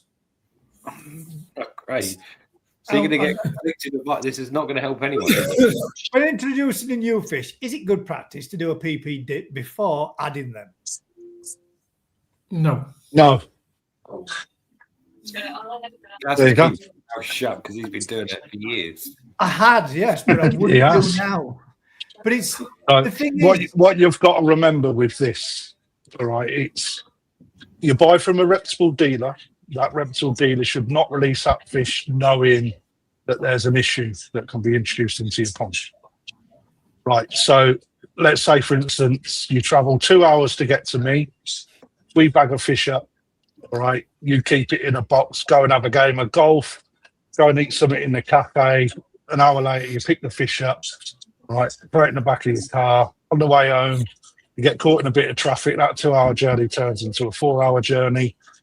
When you get home, that fish has already been bumped around a bit, probably a bit stressed out from the journey. You then put that fish into a PP dip, which is probably not even at the right sort of strength anyway to make any massive difference because you only introduced it in for a couple of minutes. You stress that fish out even more, change the environment that you're putting it into, i.e. oxygen strips. You then put that into a new pond, another environment that it's got to get used to with regards to quality of water, which then stresses that fish out. On top of that, the other fish see that another fish has been introduced, potentially, depending on size, can create a little bit of stress as well. And what happens when you get stressing fish? Parasite out there. Right, so all you're really doing is potentially loading a gun for yourself. So whoever introduced this PP dip before because you don't know what parasites you're going to get, well, actually, there's a very good chance that you're gonna emphasise getting parasite anyway, even more so just because of that. I'll tell you what, Crafty, I'm gobsmacked because all year this year I've agreed with you 100%. On 1 point for the whole year. This is the first one. Yeah, in fact, it's the second one, isn't it? Not this year. Yeah, it is. Second one. Is it? No, it's not. Yeah, it is. Not on today though. Not on today's live. But on today's live, it's the first Is thing. it, all right, so it's the second time you've agreed over something this year together. That's only Yeah. choose the bikinis. Yeah, that's Another one is agreeing that the bikini looked absolutely fantastic on me. I'd have to I say. couldn't sleep. right then. So what is the difference different. I'd when you're say- saying when you're saying about all that lot and all that those stress events? How is that any more stressful than a fish being boxed up, packaged, shipped, put on a plane, put in a van, put in a vehicle, put on a train, from a train to a vehicle to a plane, from a plane to a vehicle to another vehicle to a dealer's? To be put Environmentally, Well, in fish you- and then go through all you- the same sort you of said the treatment, important bit. and then go into stress testing and stress pushing Because and you all the said rest it- of it to see if you can trigger out. Because you said the important bit at the end of it, Gaz, because they're going to a dealer. The dealers are more experienced and will be able to capture all those issues and give it the best possible outcome. But Yeah. don't forget, mate, we're through the quarantine period. There's 4 to 6 weeks that you're on top of your fish gas, aren't you? Right. So we expect to see issues when you're selling a fish. You try and reduce as much as you can by taking that one element of the PP dip of that process of introducing fish into a new pond. You are minimalising the risk even more. I was just playing devil's advocate. I know you want to, mate. Yeah, I know that. You've got to do. I've got to do because I'm just. A lot of people might very well turn around and think, well, what happens if I didn't dick about in the cafe and I didn't do all that things and I went straight back home, no events, no issues, and I were back there in 10 minutes. But just to be on the safe side, I think But the reason I now know why it's not a good idea is because of the factor that you said, I think, which is the more important one, is the slime coat there on that fish is to protect it in a new environment that it goes into. And when you remove that slime coat, which PP does, and it can take up to 6 to 7 weeks to regenerate that slime coat, that fish is then exposed to all the elements of that pond and in its new environment when it's put in there. So it isn't a good idea. It's a better idea to, as Susan said there, to quarantine the fish rather We than. skipped that whole bit, didn't we?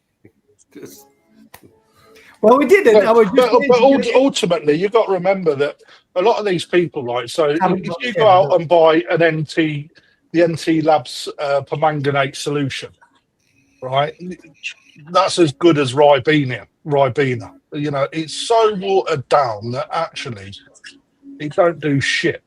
You've got to use crystal to get a real good syrup in order to make a difference for a 3-minute PP dip.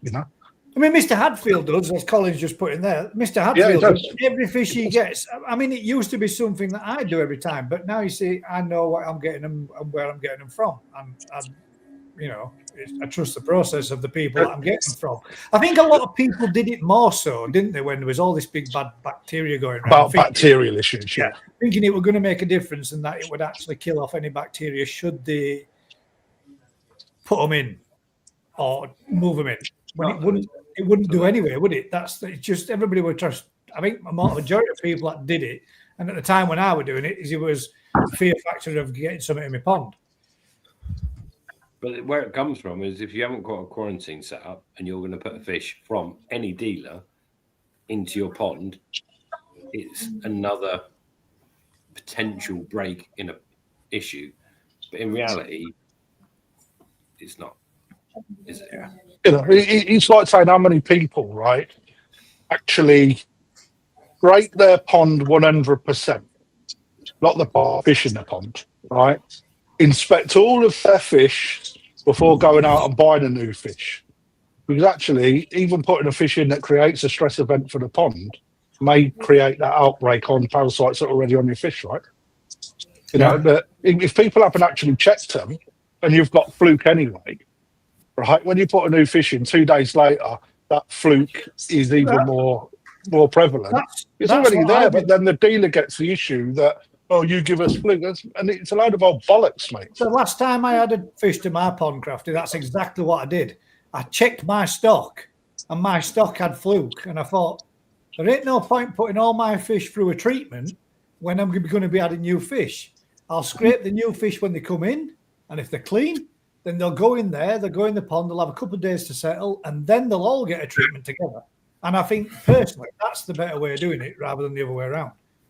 Definitely. Yeah, I mean, my point is that dealers get tarnished quite a lot of the time for introducing issues into a pond, when quite often the issue's already in the pond.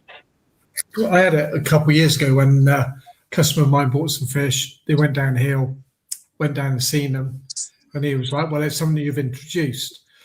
So I did a scrape on the existing fish, and they were absolutely plastered in flukes, costia, trichodina, everything.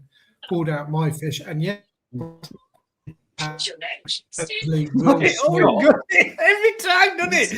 When it gets to the punchline, he turns garlic. You pulled out your fish, and then you broke up, Matt. Gone again from that point. Yeah, and pulled out my fish that they'd just bought. And yes, they did have a very, very small number of flukes. In fact, I think it took a couple of scrapes to find it. So they were existing in the pond, and it wasn't a case of adding the fish. So what Crafty was saying about the dealers get tarnished, yeah, it's pretty harsh. But anyway, the new fish should have gone into a quarantine tank, surely. Not necessarily, right? In an ideal world, you would move your fish to a quarantine tank and then bring your fish from your pond to said fish in quarantine pond to see if it actually shows anything with your fish. As a percentage, I'm trying to think of a customer that I've got that's actually got a quarantine tank, and I can't think of one. I know, but imagine you've got 100 grand pond with 100, you've got all of that there, but you haven't got that facility. Yeah. I mean, there's a lot of people out there that have built 40, 50 grand's worth of pond and not bothered to make a quarantine system for stock to go in. Well, What you should do is build your quarantine pond first, like I did, and then build your pond, and then you've always got a few teepins. Not that I really use it because I only buy fish off myself. So. Only have a front The one. minute you haven't got that separation, you're in trouble, aren't you? So as much as you trust the dealer, as much as you trust whatever, if something goes wrong, someone's going to point fingers somewhere, aren't they? It's like buying a brand new car without wheels. Building a. I think, honestly, if I had the land and the space and I had the money to do a 40, 50 grand build, one, I wouldn't have a pond that would be not having a backup of a quarantine system to run through first. Because if you were going to do it and you were going to put that money into it, because let's face it, anybody that's building a pond of that scale or that price, you're putting good quality fish in. You're not going to your garden centre for your first lot of fish, are you? Unless you were going to use, like Crafty says, sacrificial fish to seed your tank with or seed your system with first, then you would be putting decent quality fish in, wouldn't you? So if you were going to put decent quality fish in, you'd go to the trouble to build a quarantine system as well, you'd think. But in reality, how much does it Depends if you've got space, right? Well, yeah, exactly. That's the other thing. It's land and space is premium, isn't it? And sometimes you haven't got the room to do that kind of thing. But that's why you find yourself a top-notch quality place to pick your stock up from. Someone that you know goes through all these procedures and everything for you and trust your dealer.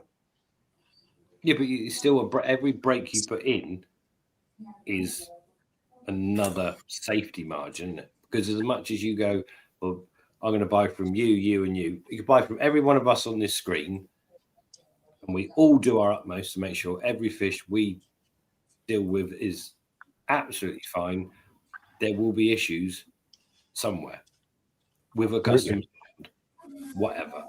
That's standard. It's going to happen. 100%, Colin. I totally agree, mate. Yeah. The less people you buy from, the less potential issue you've got. And the less people they perhaps buy from, the more robust their quarantine is, it becomes a nightmare. So without being able to separate new stock, there you go. I don't even have a pond, and it costs plenty.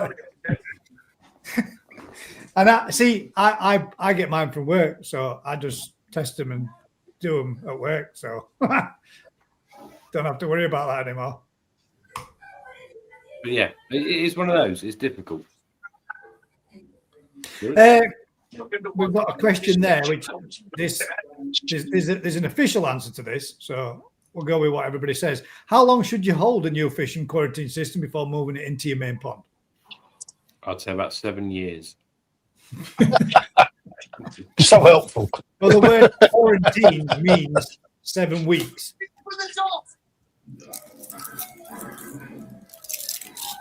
Is that how you're going to finish on 7 weeks? Well, the word quarantine is Latin for 7 weeks. That's what it means. Then that I would tell me it's nothing. If you give it 7 weeks at 10 degrees, what are you proving? Fish can live 7 weeks at 10 degrees.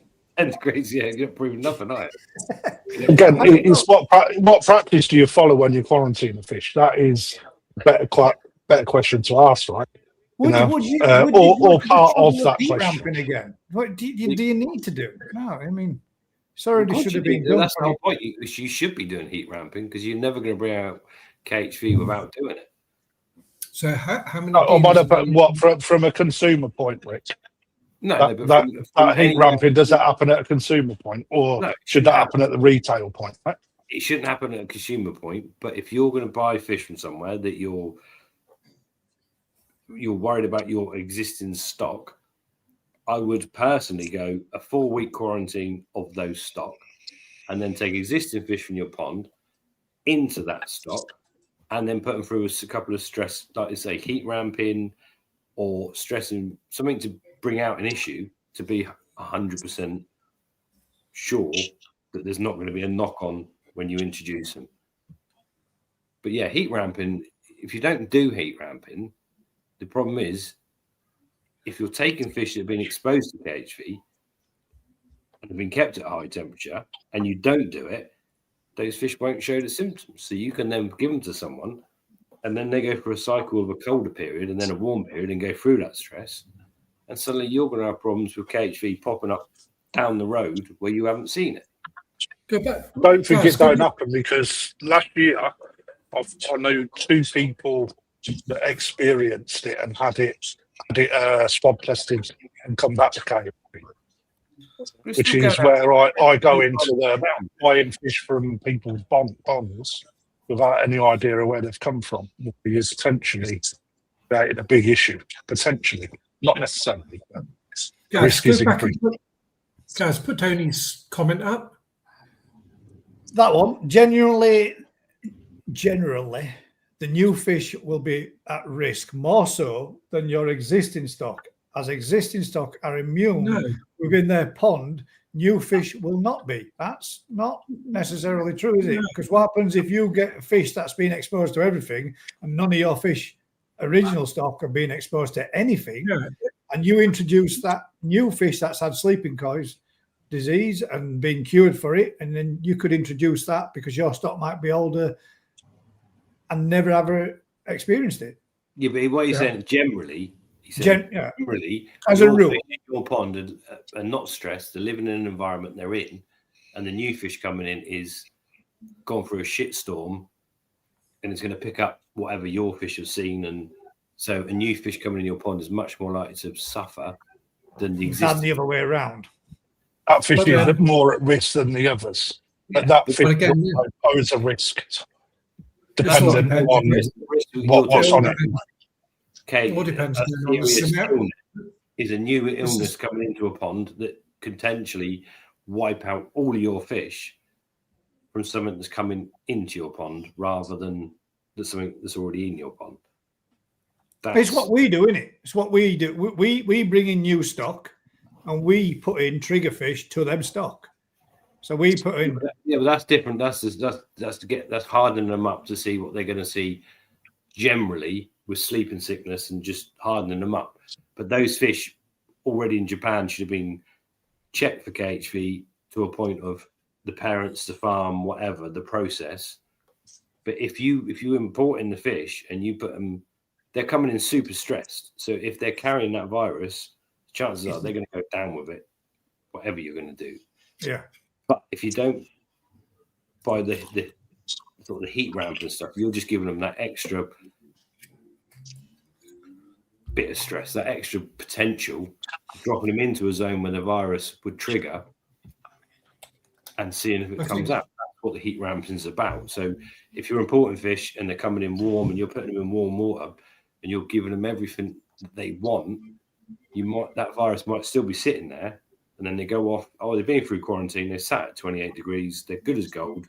They go to a customer's pond. Then they drop down to 17 degrees. Then they come back up to 20 degrees in the spring, and suddenly the shit hits the fan. That's where the heat ramping plays its part.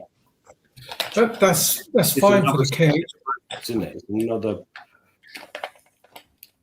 Go on, Matt. Get it. It all depends where they're buying the fish from again, though, doesn't it? It's like the scenario of where they came from. Because if they've gone out there and bought a fish from somebody that's advertised in the pond closure, the likely or the risk factor of introducing something to your pond that's going to kill your fish is a lot higher. But that's a different scenario. That's buying it's like almost a second-hand koi market, isn't it? Which is, it shouldn't be a negative thing, but it is viewed upon as about a dangerous thing. Because if someone goes, "Oh, I've got some fish in my pond I'm getting rid of," the chances are there's a reason for that, and it might be. Could be just because they're ugly and you don't like it because they come from a garden centre. First fish you got. But it might. So by taking those fish, it's a bigger risk than taking a fish from a dealer. Yeah, definitely. But those fish, a livestock is a livestock, isn't it? I would definitely say if you were buying them from anywhere else apart from a dealer, then definitely 100% quarantine them. Yeah. Well, if you could and you've got the capabilities, it's best to do it regardless, isn't it? Always is. Yeah, but again, yes, it's safe practice. It's gone from really shallow to really deep, isn't it? It's gone jovial about your kitchen to everyone's fish is going to die. It's mental. Sean says, if the deal is reputable and dealt with KHV sleeping sickness, just throw the fish in your pond. Parasites can be dealt with in the main pond. Potentially, yeah. But dealt with KHV is different, and there's many issues out there. But dealt with KHV, so if your dealers brought the fish in and kept them warm and they're all right, they're thinking they're all right, aren't they? I suppose, if they've not gone through. And the other thing is now, you don't have to do all that stuff, do you? Supposedly anymore. It's coming off the notifiable list thing. Yeah. And how many dealers, as a percentage-wise, would you imagine that actually do heat ramping? Do. Did. Don't know. I mean, that would be wrong to say, mate, because I wouldn't know whether they did or they didn't, either way, one way or the other. I know there are companies out there that do, and I would imagine there might be others out there that don't. But again, that's where you make your choices about who you purchase from and whether or not you do take that fish straight home and wang it in your pond. Did I miss anybody else's questions that I might have gone past? I don't know if I saw any others. I got that one there. That's the only one I spotted with a. Oh, there we go. There's one. I have sake. I have a question. I have a sake ginrin sanke that just isn't growing. I've had her for 9 months and no growth at all. Genetics question. Need to know a little bit of what you're doing to understand what sort of environment are you keeping it in, what food, what. There's a lot more to understand what's going on with that before. Yeah, but for the thing is, Ginrin. Yeah, but what is that just isn't growing? What does it mean? What size is it at now? You know, we need a little bit more info, Sue, on that. It's the thing is, when you start looking at Ginrin, you've always got to remember that fish that generally, unless you've got an extremely good bloodline, for example, the Ginrin Karashigoi from Dainichi, aka Yellow Monkey, that is genetically a big fish monster, even with Ginrin. Most Ginrin fish don't get the biggest, right? They will always have a limited amount of growth anyway, just because of the genetic in it. But I think that's changing now, though, Kraft, isn't it? We're seeing a lot more bigger Ginrin, Sankey, Ginrin. Yeah, but that's the bloodlines. Oh, yeah, that's what I mean. Yeah. The genetic lines that they've bred into them now are starting to get bigger and faster growth out of them than what they used Absolutely. to do. You can see. I mean, if you look at the Odacam fish that we took last year, Mariama fish that I've got this year, already the structure of them fish is big, but it's what they do going into the future.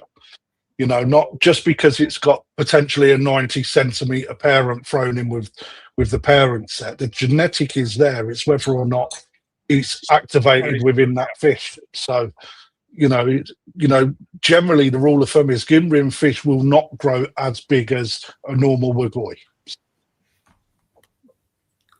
And a white hair grows faster than the black hair. Ooh. So, And it spreads more. because my beard, your beard, are starting to look quite similar. You've got nice grey bits around here as well. Hey, No, but he was grey all over till he died top, and he just had top coat. This I've is from been shaved, so that's grown back grey. October. Is that still from October? Yeah, from Yeah. Halloween. Might have stayed Mad. forever. But yeah, so basically everything. So if you put in, you can say Ginrin, right? Ginrin slows the growth down generally. So does multiple colours. So you have to then pick the fish that have got a Sankey that's growing well, that you pick to be the one that grows bigger, and that's what they've done with Ginrin as well. So you've got at the minute Pearl Ginrin. If you find one over 60 cm, you'll be doing well, wouldn't you? Really, but Absolutely. normal Ginrin now, momentarily is doing what 90 centimeter Ginrin fish Select ones in the right environment. Yeah. with the right bone structure, and it's a percentage game. That's all it is. It's just picking the parent fish that show those characteristics. Yeah, ticking all the boxes is difficult. But the thing is, if you imagine a Chagoi to 120 centimeters, it's something that's possible. But a Ginrin Chagoi to 90 centimeters is fucking difficult. Very difficult. Yeah, that's right. A Kahaku has got two colours going on, then a Ginrin Kahaku, then a Sankey, and it's more and more the number of fish from a spawning that can do it, even if you're using those parents, decreases. But the more you pick those ones that grow through and can do it, do it. I like to get Colin. Covered and feed it. So one of the twins has got Colin's genetics, and one's got his wife's genetics, I guess. That's harsh, isn't it? I mean, I had a, what was it? Oh, I'm trying to think. The Kikasui. And I had that fish for 2.5 years. I bought it at 15 cm and it grew to 15.5 cm in 2.5 years, and then Erinette it. So that stopped its growth. But that never did nothing in 2 years. But that little fecker used to whip around all other fish, and it'd scram its fair share. It got a fair good amount of food, but it did not put no length on at all. But you don't know. You might have bought that Kikasui. It might have been 3-year-old when you brought it. Yeah, it was my forever bonsai. Now it's forever fish food, bird food. But that's the difference. Unless you see, we'll have fish on the farm that might be 40 centimeters and their sibling 6 centimeters. All from the same genetic gene pool, just different environment, and then different fish given those, and they will become so different. First of all, I'm just gonna pull a little bit on this, Barbara. At no point did I ever say that you can't get good fish from a garden centre. I picked lower grade fish as my first fish because I didn't have the knowledge or the understanding of what was supposed to be a good koi Right. from a bad koi. Right, And they weren't let bad. me wipe the white. Let me wipe this slate clean, right? Wipe the This They get a bad the, rep. the thing around garden centres, okay, you're in a chain. Most garden centres are in a well-known chain of aquatics. You know, just to be a little bit more subtle on it. Now, basically, these people that buy the fish, they will buy generally C-grade koi, low price, and they will charge you premium money because they are koi. The other issue that you get, if you don't go more down, you are somebody within one of these places, they will waffle you a load of old crap because they don't have the experience, they're not surrounded by the right people within the network. They generally or potentially don't necessarily, you check that out, a lot of wires in there, of the interest either. And you know, with everyone sat on this screen, there is all of us. You know, we do actually have a huge passion for koi. So when it comes to buying, we go to Japan, we select, we do all of the things that is right for being a specialist within that part of the thing, and that is what is surrounded by the ethos with that garden centre fish aren't the best. They've got a place within being introduced into the koi hobby. Most people do start their journey buying koi from a garden centre because they don't know that specialist koi shops exist until they start getting into the hobby, to be perfectly honest. The problem is go to the garden centre to start building the pond, don't they, to make a natural pond and why they throw a few koi in there. Yeah, it's like, you know, and then all of the other things. Now, I know from experience that certain garden centre chain move fish like cars, like car dealerships. They move fish from one shop to another, to another, to another. And you only have to go and see how those fish are looked after to see that specialist care isn't necessarily taking place. I'm not saying that all koi dealerships do the same thing like specialist care. Right? It's part of what you should do as a consumer is case it out. If you're seeing really poorly fish, smelly water, dead fish in ponds, that happens because it's livestock. But if there's something that just doesn't look right, the advice is don't buy. But you know, some of our first fish come from garden centres, and we got some bangers. You know, I ain't gonna lie, we got some really nice single coloured fish and a really nice kajaku as well. But when you look back, probably a little overpriced for what they were because the knowledge weren't there, you know. And not only that, but you might not even be buying Japanese, and you're paying Japanese prices for really cheap Israeli sort of koi as well. You know, and there's a lot more to it than that. That's why there's a little bit of a stigma around garden centre koi in a nutshell. But to be fair to garden centres, not all of them are like that at all. Absolutely not. No, I'm not tiring all of them on the same brush. Yeah, just people that keep top end koi are probably 2% of people that keep koi in the country. Yeah, right. So in reality, the garden centres are just people want goldfish, they want koi, they want ghost carp, they want. It's where we all start. We all go. Where do we sell fish? They go to these places where, and what do we sell? People that are coming into the hobby that just want fish. They're not mad koi keepers in terms of quality. They love fish. Good night, mate. Got to love you and leave you. He's got a free AM viewing appointment, which means he's shopping more so. Before he does go, hopefully, well, I will just show you that these are free of some of the fish. Exclusively. Free? I'll take them all. I'll take them all. Just free for now. Don't get overexcited. Just free. No, I'll have 3. I'll have them all. If they're free, I'll have them all. No, not as in. Oh, you haven't seen them yet? No, 3. Yeah. If these were free, I'll eat them. Regardless of the rubbish, if it's free, I'll have it. But these are free of the fish, the koi that are being entered into the Old Japan via exclusively koi and their clientele. And these are absolutely mint. Feast your eyes upon them beauties. Right, Crafty, if you were going to have one, which one would you pick? Jaku. Matt? Gourmet. Yeah, me too. Rick? Kujaku. I see that. I mean, but that shows. And Elric, we agreed as well. Yeah, mate. We chose the same fish again. It's banging, isn't it? Easily the best fish on there.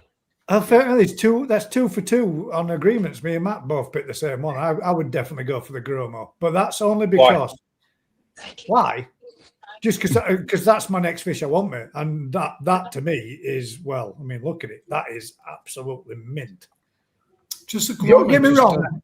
If my second pick on that would be the shower, the Deutsch shower afterwards, because I love a Deutsch fish. I wouldn't go with the Kajaku at all. Not that I don't like the Kajaku. The Kajaku is stunning, but it wouldn't be my first pick.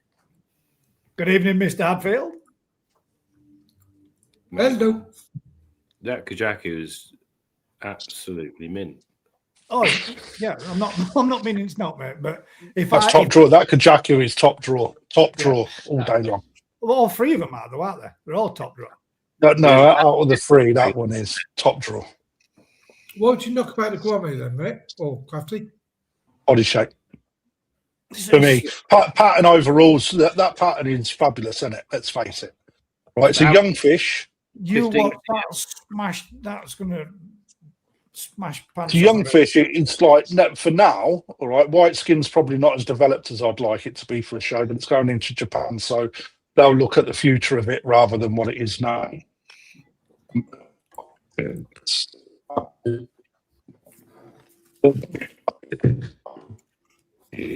Oh, you're breaking up a little bit. I think it's my connection because you was as well.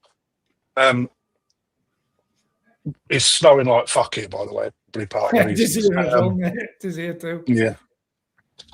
Yeah, I mean, the picture might not do it justice, but the white skin's not quite there for me, and that's one reason. But the development on it, where will it go from there? Other than you know as well as I do, Crafty, that they don't judge like that over in Japan at the old. No, that's what I said. That's exactly what I said.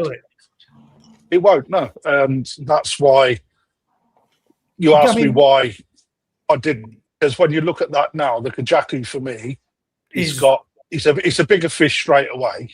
Yeah, it's got the body. It's got look at the head. Head is big. The body shape is amazing. The fins are clean. A really nice shape. When you start to then look at the colour, it's a nice creamy head. The Benny plate is superb. The luster is excellent. The fukering is superb, and the balance of the red as well is superb. Even the fact that the red eye complements the small splash over the nose, and that little spot right in the tail in the Odome is fantastic. It's superb, absolutely superb. And so that I'd buy within a heartbeat. Yeah, absolutely. 9-step Gromo. I mean, I will be very, very, very surprised if that doesn't get something serious in the Old Japan culture. I'm not so sure. Guys. It's like, pattern. Yeah, it's like they do a lot more than just look at. No, that sounds really strange.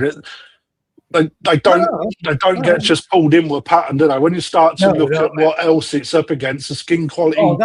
Don't forget, there's going to be some superb fish in there, and even just taking that fish to the show, is something that the breeder's proud of, because at the end of the day, they only want to show the best fish that they've got. So it's not a gimme. That Kajaku has got a hell of a chance. Hell of a chance. They've There's a got fair some difference. extremely good fish going in this year. Some absolutely, well, Yeah, I'm really happy that a lot of customers out there are doing it. It's great. Point here, haven't we? The fact that the Garomo's 20 centimetre fish and the Kajaku's are 60. Absolutely. that's exactly. I mean, that is a small fish. The Garomo. I did say that. It's good. You know, it's a completely different age, isn't it? Completely different age. But again, though, the Dutch shower ain't got a bad body, really. I mean, and the pattern is, well, No, it's superb. Yeah. There's not a bad fish there, is there? But if you used to pick one of them, which was your question, straight away the Kajaku takes it for me. Even for all of the best bits on them fish, future, the Kajaku for me has got the best future. Easy. Yeah, well, I'm agreeing, but only because I think there'll be a hell of a lot of these competing at the All Japan Koi Show this year. I think Garomos will be a lot. But the thing is, how will that fish? All right, so imagine that is insanely good. How good will that look in 4 years' time? Well, you'd like to think it'd be even better, but who knows? Is that's the beauty? My new one is magical. Is just It is mint. the chance of that. Look, just keeping that complexity without it getting messy, things touching, going. It's just, it'd be amazing if it does. It looks like a little male held back. It's probably a little chibi knee side. It is beautiful, but I think that is it. That's his peak. You reckon? For maybe another 8 to 12 months. But that's the difference over there, though, mate. That fish will be held, grown on a little bit to take it to the next stage for the next show, and again and again and again. It won't be pushed and grown stupid quick, will it, to get it massive and everything? You don't need to get it massive. It's an awesome little koi, isn't it? This year's Tosai from Marushin, and it's 23 cm. 23. But yeah, it is. You couldn't ask for a better. So when the Japanese are judging, all right, so they will judge Satagoi fish, right? So at this early stage in their life, they will know where that fish has come from, 100%. Because let's face it, they all judge the All Japan Koi Show as well, right? So who's bred it? Where's it going back to? What are their skills? And they will have an understanding of what that fish will do, and that's where their reward structure comes in comparison to what we do in the UK, which is we show koi for now, not necessarily for next year. Yeah. Okay, so that's where the difference is, and when you look at Garomo, got a hell of a chance, but it's competition. You don't know what else has been bought or what else has been put into the shows. The breeders might have a bloody good idea, and Ryan will know that there's certain fish out there that get taken off the circuit for a year, developed, and you ain't got a knowledge like I know Ryan does with what fish are out there and potentials for the next year, or they've been shown and you've seen. They haven't done as well this year, but when you know what they're going to do in 2 years' time or a year's time, competition already is. Or you may find that someone like Narita buys all of the good stuff and then only shows one of the best because he buys that competition out to win the competition as well. So, when Ryan, right, and this is when Ryan's going up against the likes of Narita and he's beating Narita in these competitions, that is an accolade because Narita has not picked that fish or has not had one of his little sip around, and they're at that breeder knowing there's something there to buy them fish. Ryan's got in there first, and that's the whole thing about being in Japan. as exclusively koi are, so often that they're getting the access to them fish before anyone else, right? And now Ryan's seeing, you know, the accolades and the awards coming from that, and that's a big credit to Ryan because no one else is doing that. And you've got to have an understanding of Japan and how all that scene works.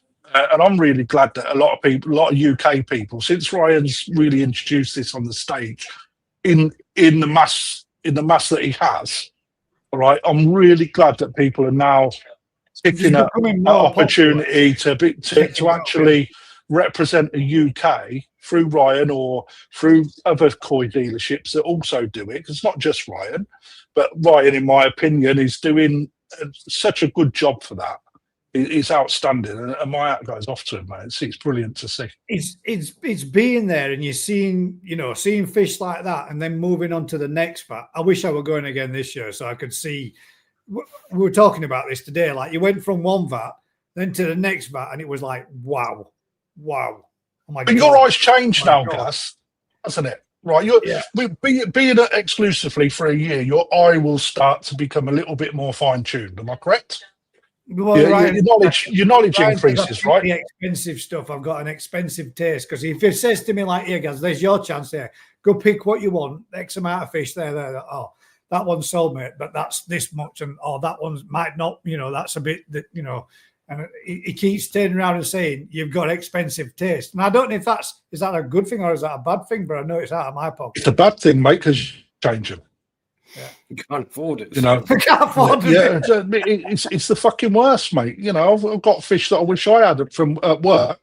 I don't even like selling them, mate, because I like to see them at work because. But this is what I said. Enjoy your fish. Yeah? This is what I said to Ryan today. Well, I said to him like this. We've got all these ponds with fishing and what have you.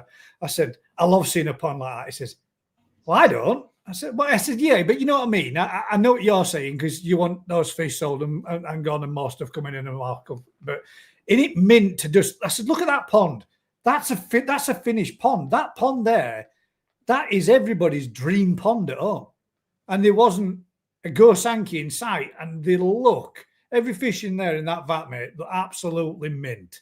And you're like, that's the koi keeper's dream. To have a pond with all those varieties in, looking that good, and it's expensive, mate, isn't it? When you're buying at this level, right? Let's be truthfully honest, right? Those specimens there on the screen right now, even that little Gromo was big money. Was big money, all right? Me, you, potentially could not afford that. Right, and actually, it'd been quite a big risk to put that into our waters and expect it to be absolutely amazing. In Japan, superb, but it's such a young fish that there's a lot of risk in even growing it on. It could become bent, it could get a knock, the benny could fall off, especially in your pond, Gus, that tends to happen. So, these are all the things, and that's why you put so much stress when you're buying for Azakari, right? To me, if I were to buy one of those fish and then bring it home and think, right, well, I'm just going to give a couple of fish a you'd have your bollocks fucking cracked up, mate, if you bought one of them fish and bought it home. But you know what I mean? To buy a fish like that and to knock it or damage it, you'd be fucking gutted, wouldn't you? You would be genuinely gutted. But right, we all say this, and it happened to our best fish. Always the best fish that gets the fucking issue, right? So keeping it in Japan is, when you're paying that sort of money, is defo a good thing to do, right? To bring the attention back to the Kajaku, if that Kajaku today, in that condition, in that photo, I don't know the size of it, you're probably looking 50, 55. That would be a superb contender to take the award for that variety. Absolutely, isn't it? There's no darkness in the head. There's no dark nostrils either, which is a big plus. That Kajaku is fucking lovely. But are you drawn to that because you particularly like Kajaku? No, No. it's. I was drawn to that because ultimately, all right, they're different size. You know, straight away, there's quality all over that fish. You know, it's minimal. Cole, if you wanted to know, mate, you could have a look on his website, because I believe they're all unless they might have been taken down now, because I do believe all those are sold. But they were They're already sold, Cole, so they won't. They were on with the size and the prices and all the details. I couldn't tell you, mate, and I wouldn't want to say if I got it wrong, and then I don't want to be saying 295 each. They were 295 each, Cole. That's how they were. Yeah. Yeah, it's one of them, innit? They are all absolute like masterpieces, isn't they? That's the thing. Yeah. Works of art, mate. Now, I never understood that years ago when people said that koi are works of art. But when I was there, and when me and Ryan were saying again about this, that there was, is it on the intro? Go away. I think it is. If anyone's listening, Because now your eyes changed. There was a what do you call it? It's on the intro of the video, the black and white fish at the beginning that I show while I was out there in Japan. That thing was, well, not just that one. Nearly every freaking fish that you looked at, they were literally pieces of art. They were unbelievable quality fish from one. But now your eyes change, Gaz. Right? I know that not every fish that's entered into the All Japan Koi show is fantastic. No, to be fair, mate, there were one or two that I looked at and thought, well, that's a bit of a surprise. Right. You know, and when you look at the stage, all right, and again, this is having an understanding of Japan. Go on. There was one in particular one last year that were there. It looked like it got a flat head. And it didn't look, his head didn't look the right shape, but the rest of the fish and the pattern, the body and the stature was immense. So you could kind of. I see videos from last year, not that were on YouTube, that were sent to me from the All Japan Koi show, of fish that were slightly bent, deformed, skin's not good enough. But again, your eye. The conditioning of the breeder before they go out there. But when you look at the stage for the All Japan Koi show, so this is, you've got to remember that we deal with, or that show is for all breeders in Japan to showcase. Yeah. You have got single man bands that are putting fish out that are their best fish, right? That they've probably got one or two that may contend. Right, but they'll put some average sort of fish in there with them as well. But they're up against the likes of Sakai, Dainichi, etc. Yeah, well, you see, like Dainichi's guys, when on the last day, when all the awards are being given out, and you watched everybody coming in to strip down and get the fish out. Dainichi's guys came in like warriors, like a military procedure, man. It was in lines. Everyone came in. Everyone knew what was going on. There were dudes everywhere. They'd all got a job. They all bagged up, netted up, fish, boom, boom, boom, boom, like a military procedure, and buff out the door. And they were like Japanese for you. They were mint, man. Even just to watch. But then let's use one that we're familiar with, right? Yamaguchi. Yeah. Right. Single man band. Him on his own. Right, pulls 99% of his fish, selects all of his high-end stock out. Right, he enters into the All Japan Koi show. If he takes like 10 fish there, all right, there is prime.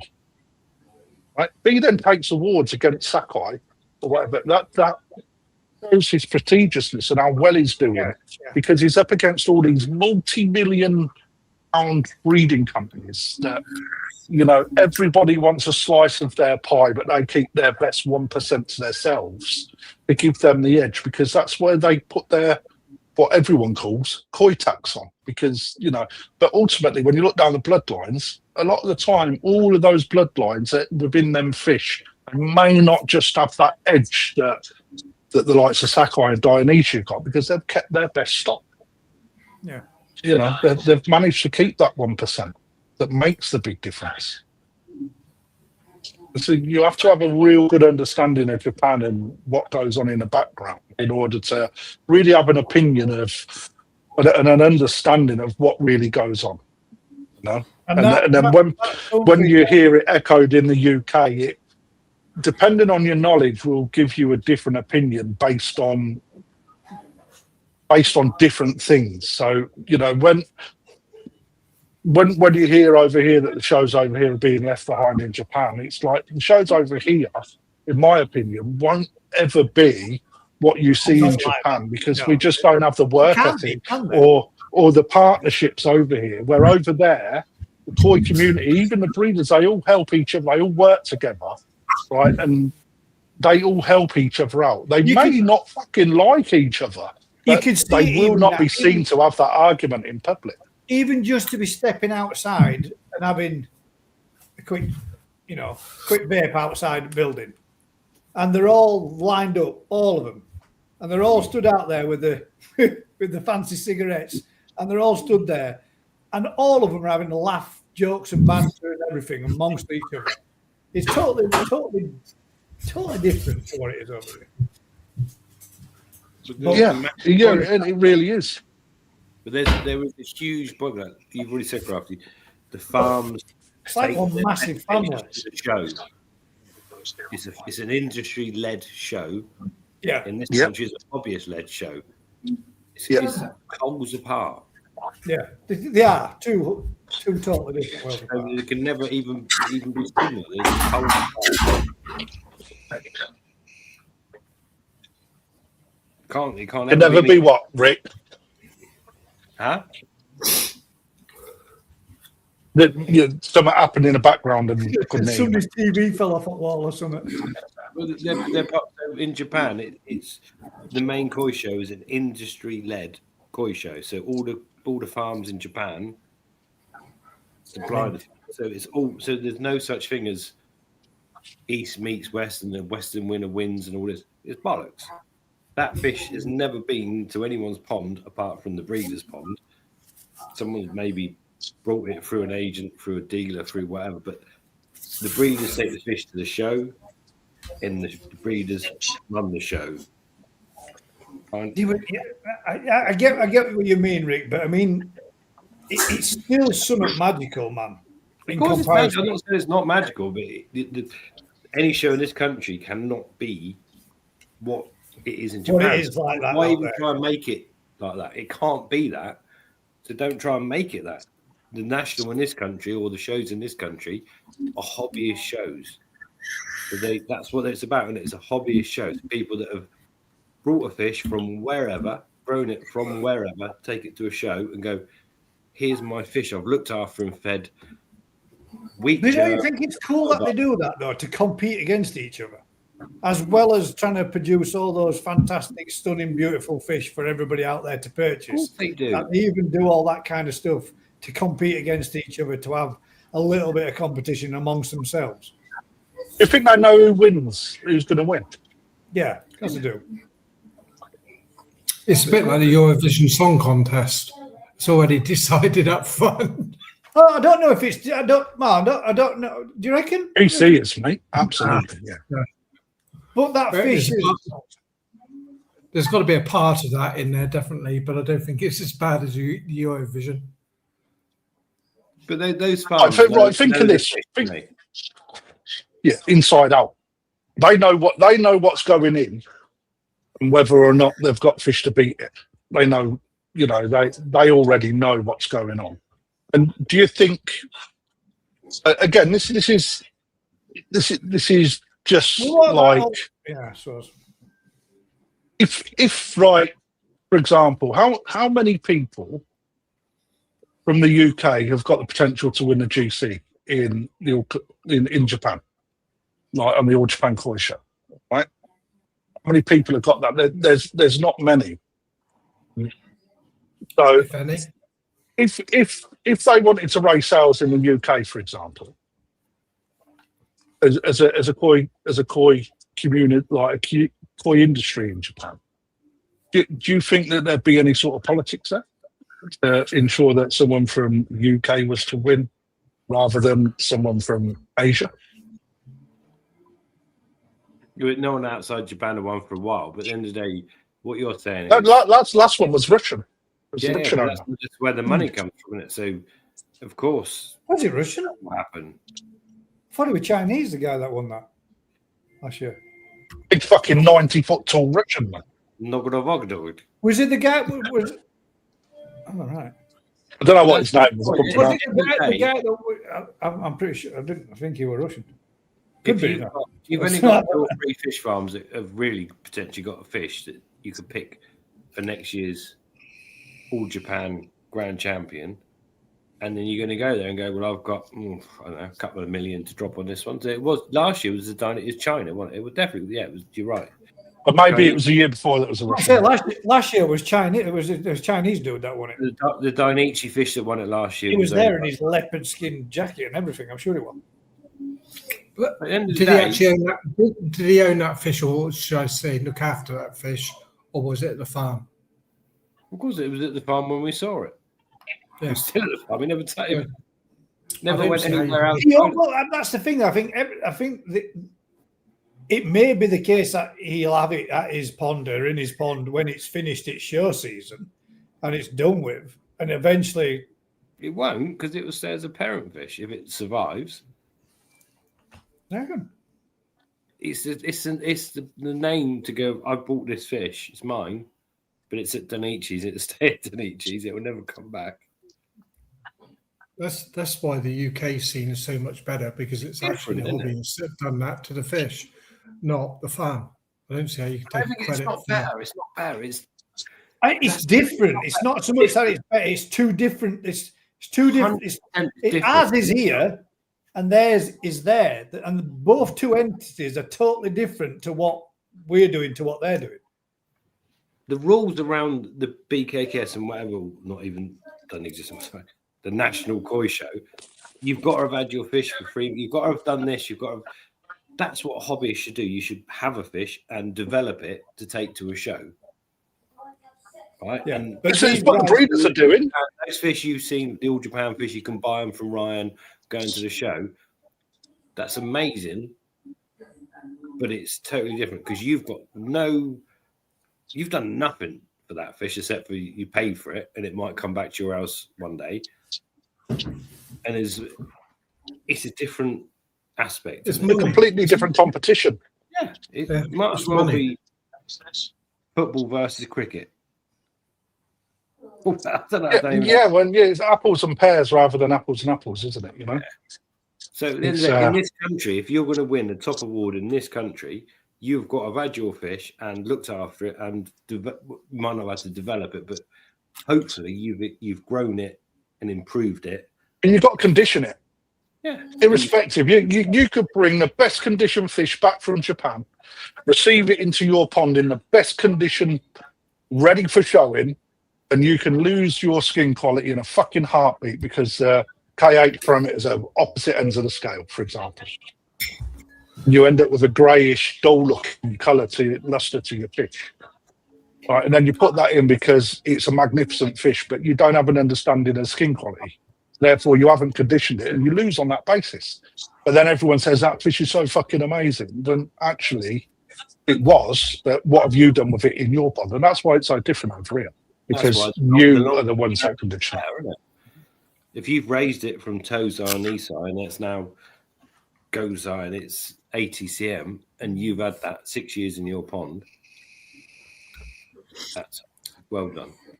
Even and taking any award really. I mean, look at Lee Hadfield. You see his journey.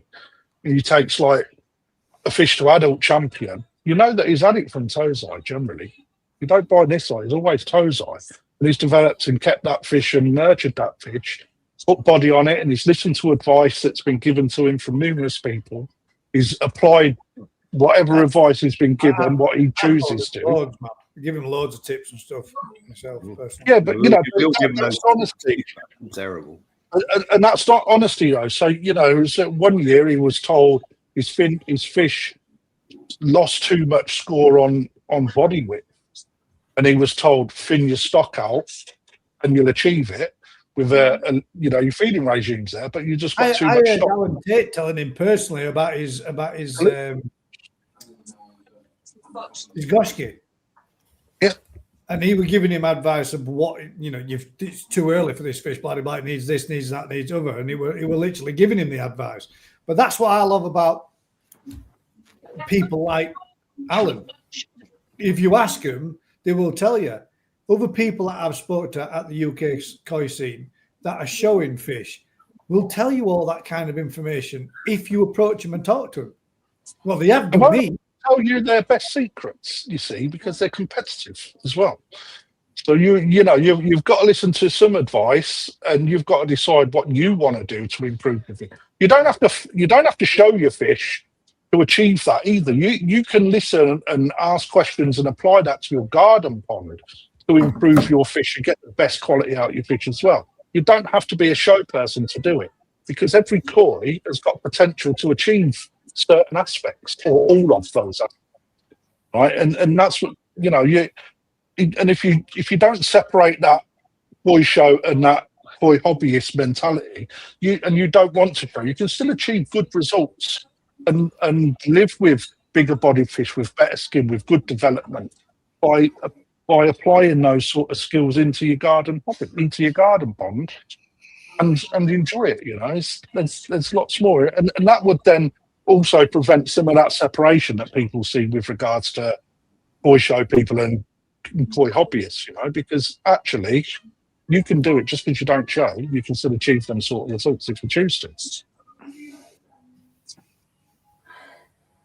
I'd agree, mate. I think if you go with an open mind and put yourself out there to talk to these people, they will, like you said, they won't give you all the tips and the secrets, but they're an open book, majority of them that I've spoken to, and they will give you information and tell you what they do and what they've been through to achieve what they've achieved. But we've all got to agree that a big koi show in Japan is completely different to koi show in Israel. Yeah, it is. There is, you can't even. It would be amazing if we could have a show like that over here.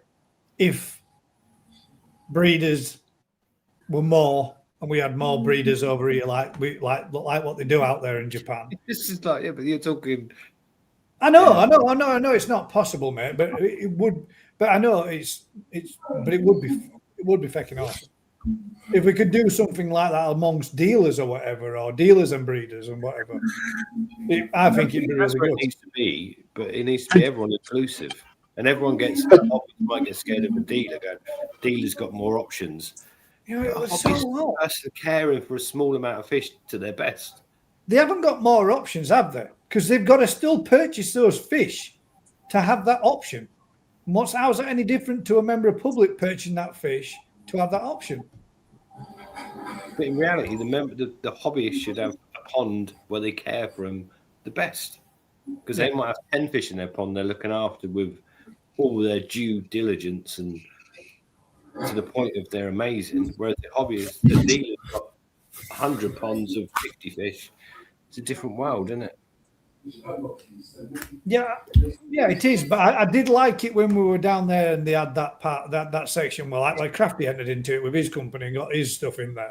I really did like that. I think there should be more of that too. More dealers should be. Remember when you entered into the dealers side of the show and you entered some fishing and you competed and you got some awards for it. I think that should be increased a little bit, because I think I'd love to see a grow and show at the national, where you could actually pick the fish at the national, and then the following year you bring them back. But the reality of that is a nightmare, isn't it? Because how many? Well, I know it is. But how many people? How many vats? Yeah, I know. Imagine how good it'd be, though. That would Mate, you don't need to go to the national to do that. You can do that. Mine. So it's something I've been looking and toying with, right? Is Oh, no, you come no, back no, with an sorry. oxygenated bag, all right, like you do in Japan, and they stay within their sealed unit there and then, and they can be judged in person. But they are not being funny, right? Of the average growing show in this country, what comes back? 20%? Fucking less than that, Rick. A lot less than that. That is a photograph of the fish 6 months later. A lot less than that, Rick. Well, there you go. You know, It's nonsense, isn't it? it is it's heartbreaking as well because the work that goes into it when you don't get that return. Guilty. Because you want to no, but it's not. I've seen your fish, mate. So you know, but ultimately, what I would like to see is 40. If I was to, I don't know, under a fish, if you used to even to get half of them back, right, that would give you such a good idea of what that bloodline has done or how them fish have progressed, right? And you know, I even had Fujio involved with the DK Shiro liner. I couldn't go to him with 5 fucking fish and say, "Can you pick the best one?" How many did you sell? Yeah, 120. You only had this like that. Yeah, it's not quite the same over here as what it is over there, mate, when they do an event like that, is it? If they were. I mean, do you not think that they might have had the time growing shows? Do you not think they're No, I don't. Mate, the return's massive. Mm. It's having people involved with it, and that's the hard bit, isn't it? Yeah. Yeah, but you know, there's never a better event, is there? You know, No, there's high energy. I've enjoyed everyone I've been to. Really, you know that. But you know, so I'm doing. Can I? Right. Oh, let me really. Right. So my event's going to be on the 25th of April. No, right? it's not. You told me the 24th. No, never. 25th. Saturday the 25th. You want to go solo? Right, you've got me guessing now. Let me check. Sure, it's the 25th. 25th. Right, so it's at the beginning of the season. Right, so at the store, all of the new stock's out of quarantine. You've got all fresh stock. You've got all fresh stock right at the beginning of the season. So you've got a whole season to do the best you can do with that fish. We've had them since October, right? So we have now taken them out of quarantine. They're out of quarantine. They're on heat. They're being fed sake, right? And they're already starting to look good, right? Like really good. So, you know, for me, we've taken inspiration from Rick and what he's done. Actually, we make it more of an event. It brings a lot more variety. I'm going to explain anything else that I've got lined up. And you are. You're good. I'm not going to because I want to drip feed it out to keep people interested. But yeah, but really though, when there's variety involved, all right, it keeps a little bit more interest going on. Rather than just everyone sitting around waiting for the number to be drawn. And if you keep numbers a little bit more minimal, then it speeds that sort of process up as well. You know, the first one I've done, I think I've done 200 fucking fish. You know, that was a bit of a drag, but my God, what a lot of people turned up for that event. It was great. Yeah. 200. You know, and doing 100. It might end up being 100. Never know.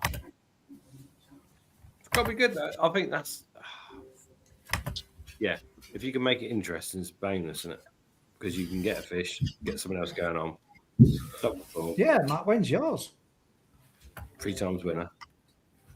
Yeah, Matt, when's yours? Yeah, are you doing one, Matt? Are you? Yeah, he's having I don't know.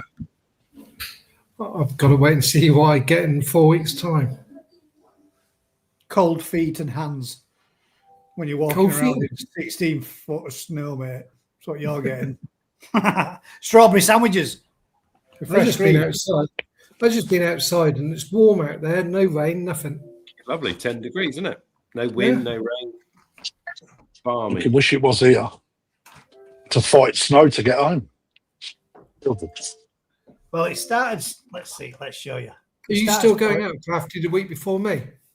Yeah. It started snowing. at the Try and beginning buy of- There's a crossover with us, isn't there? So we're going to bump into each other, aren't we? Oh, are you going to wear your bikini? No, not over there. Before fucking freezing. Go on, both you do it. I mean, Mate, I've got nipple, do it. mate. I have got nipples like cigar butts. You can hang wet duffel coats off them when they get fucking proper rock, mate. Solid.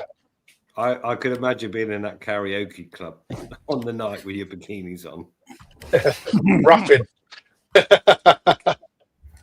I was a proper fucking ledge, mate. Started It's- snowing there about was an hour and a some half talking ago. about That's this what we've got yesterday. already. It's snowing like hell still out there. When do you come back, Crafty? He's not I coming don't know, back. mate. He's staying there. I don't know. I can't even remember the date of my own birthday. Isn't it Jesus? So I go out from the 2nd and fly back on the 8th. Yeah, so we got 2-day crossover. When are you coming out? The 6th, come back on the 14th. When do you land though? 6th or 7th? He's got to get there yet. No asking. By Dubai. You'll be the 7th, so We go out weird 6 o'clock handshake. at night. So it must be the following on the 7th, and that. Yeah. I don't know. All I know is I've got to get on the plane. I'll send you something posters and drop me your No, address. What day are you getting on the plane? 6 in the evening. What time? It'll be the 7th when you land then. Yeah, it was 6 o'clock. So it's 24 hours, as in 6 o'clock leave, 6 o'clock arrive there, but it's not. you're right. 14 and a half hour flight. Anyway, ladies and shopping gents, list. Anyway, these guys have now turned this into their own private little conversation about who's going to Japan, when you go to Japan, what time's your flight to Japan. So Yeah, but these guys living. You was talking about your fucking kitchen earlier. I wasn't fucking Fucking going to do was. any of that. You even went off air trying to work out how to do your I've technology. not even said my door got kicked in. That was worse. I was only Good job. off in camera. I was still there in voice. Peace. What? Was it police? No, I come home and my front door had been kicked in. By Why? who? I don't know. They hadn't nicked nothing. They obviously kicked in and went, oh, there's nothing here worth nicking. Nothing worth nicking. So I've had to block my door up. Mental, isn't it?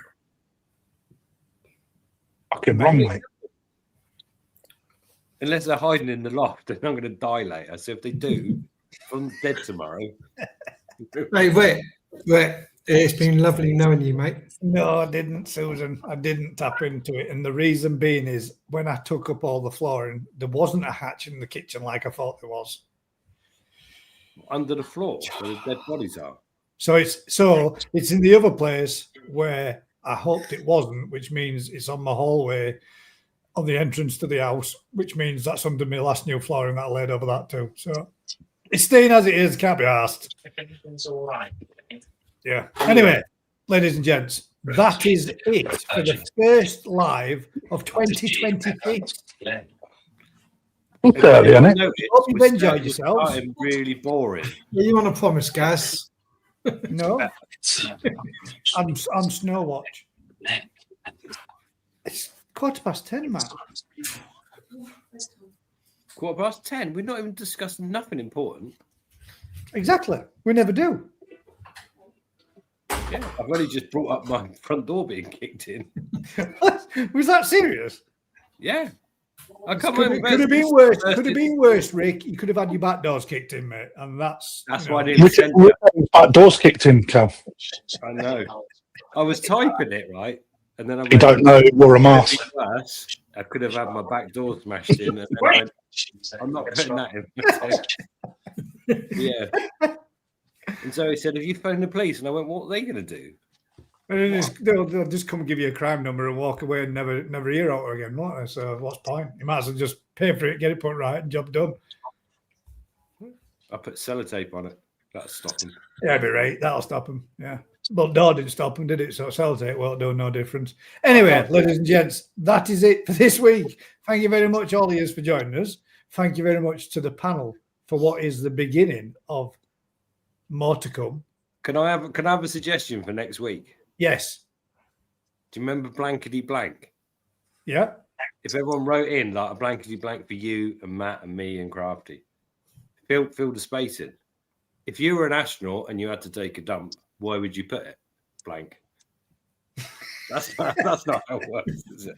You know what I'm saying? Put an example. Gaz is going to put the introduction to coming on Thursday night early, so you can give an example on it. If Crafty didn't plug himself, where would he put it? Blankety blank. No, that's not how it works, mate. Although I like the idea, it's. But Come give on. me a blanky blank. Oh, here we go. Chat Chat GPT. Give me a blankety blank. Pen. Blankety blank. Boom, boom.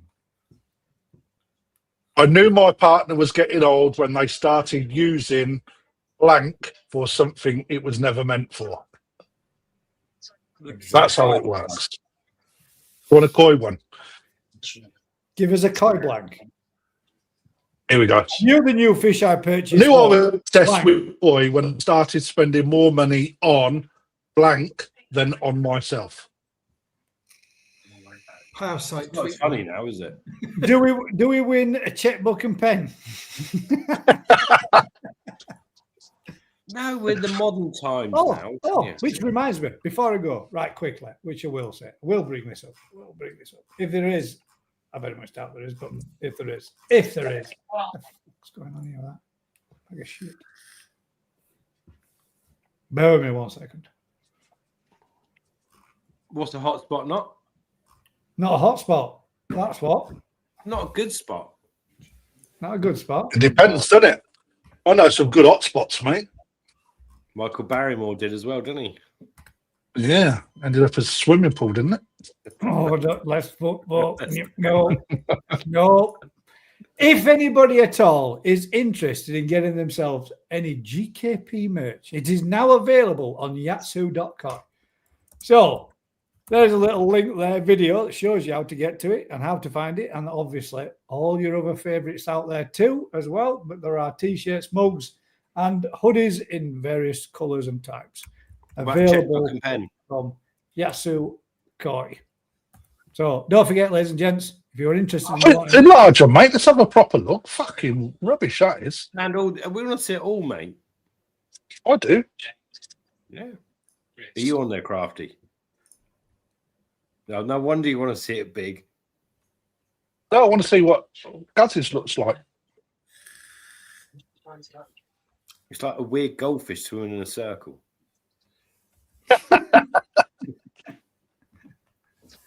They're doing well, aren't they? Vince has got his on there. Yep, Vince is on there. You've got there's a hang about. There's I like that black one, mate. Here then, Crafty, I've got a good one for you. I bet you have. Selective breeding over centuries has resulted in koi fish exhibiting a wide range of blank, and They don't look like blank. butterfly koi. Each They of look which used to clarify different koi fantastic. varieties. Didn't hear any of that, mate. Didn't you? No, I spoke Gaz over you. interrupted. So, selective breeding over centuries has resulted in koi fish exhibiting a wide range of blank, Characteristics, colours, and shapes. Size. blank. Prices. Well, it's colours, patterns, and scales. That's not Chatting funny. That's tea. funny ones. Look what you could have won. That's bullseye. Speedboat and caravan. Always in Birmingham as well, wasn't it? What we could do is a game of Guess Who, just using our still images.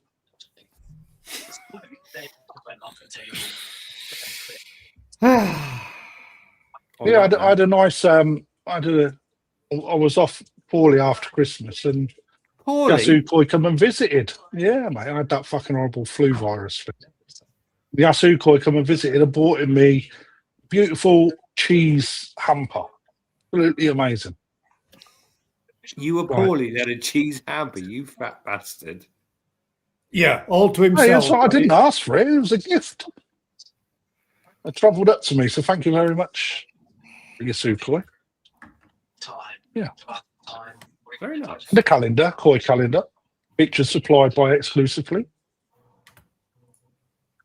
2025 one. No. On there, mate. You got 3 days left on it. Right. I this want time- a crafty burger t-shirt. I might be able to swindle something like that for you.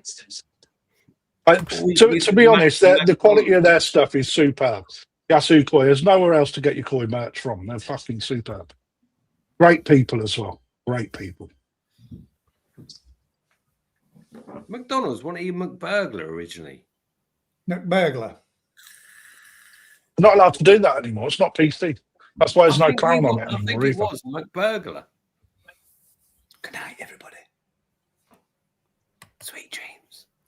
Tenor lady. Do you think they'll notice if I just Stops a lot. walked off? Let him carry I think we should just give up on this one, and next week we do like a proper one. on. This was his first practice run. This wasn't it? I've got to GKP put proper bikinis. PP on, No, honestly. there ain't no GKP bikinis in there.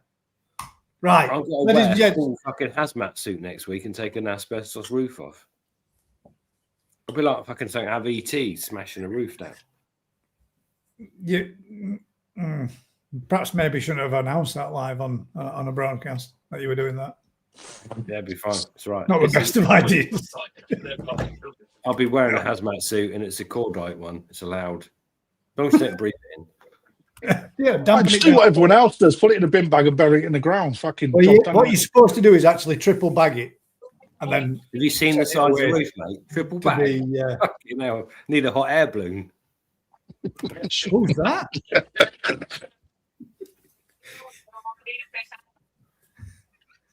I had another one sent in, Crafty. I missed this. This must have happened whilst I was just looking out. No, it's snow was showing. So I got plenty up my sleeve, mate. Oh, Kel, I never Hell. missed it. Kel, you need to look. Look at what. You see what I have to look at every day when you come on. Missed that That's one. right. It must have happened while I was looking at snow out the back door. Anyway, on that note, ladies and gents, thank you very much for tuning in for the first one of this year. And if you've been enjoying this kind of content, do us a huge favour. Like, share, subscribe, tell a friend. And until next time, which will be 7:30 next Thursday. Keep smiling, guys. And we'll catch We've you got a next. plan for next Thursday. Absolutely none. But when do we ever let that bother us? I don't know. We'll make one this week. Hey, Cheers, Matt, Matt. You sorted yourself. Matt's doing it. does your PC do this, Matt?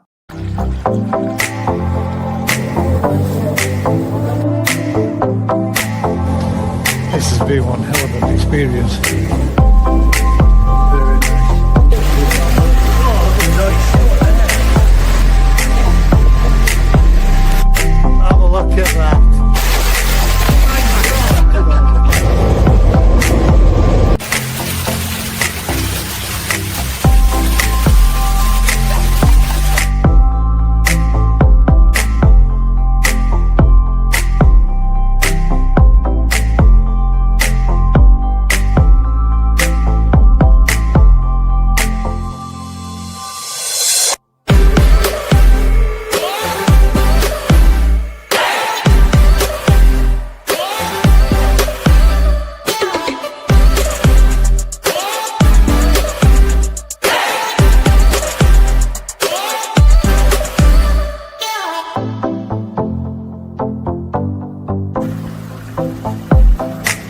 new change in the garden.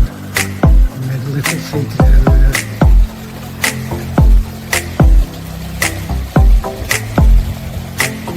Into the little bush.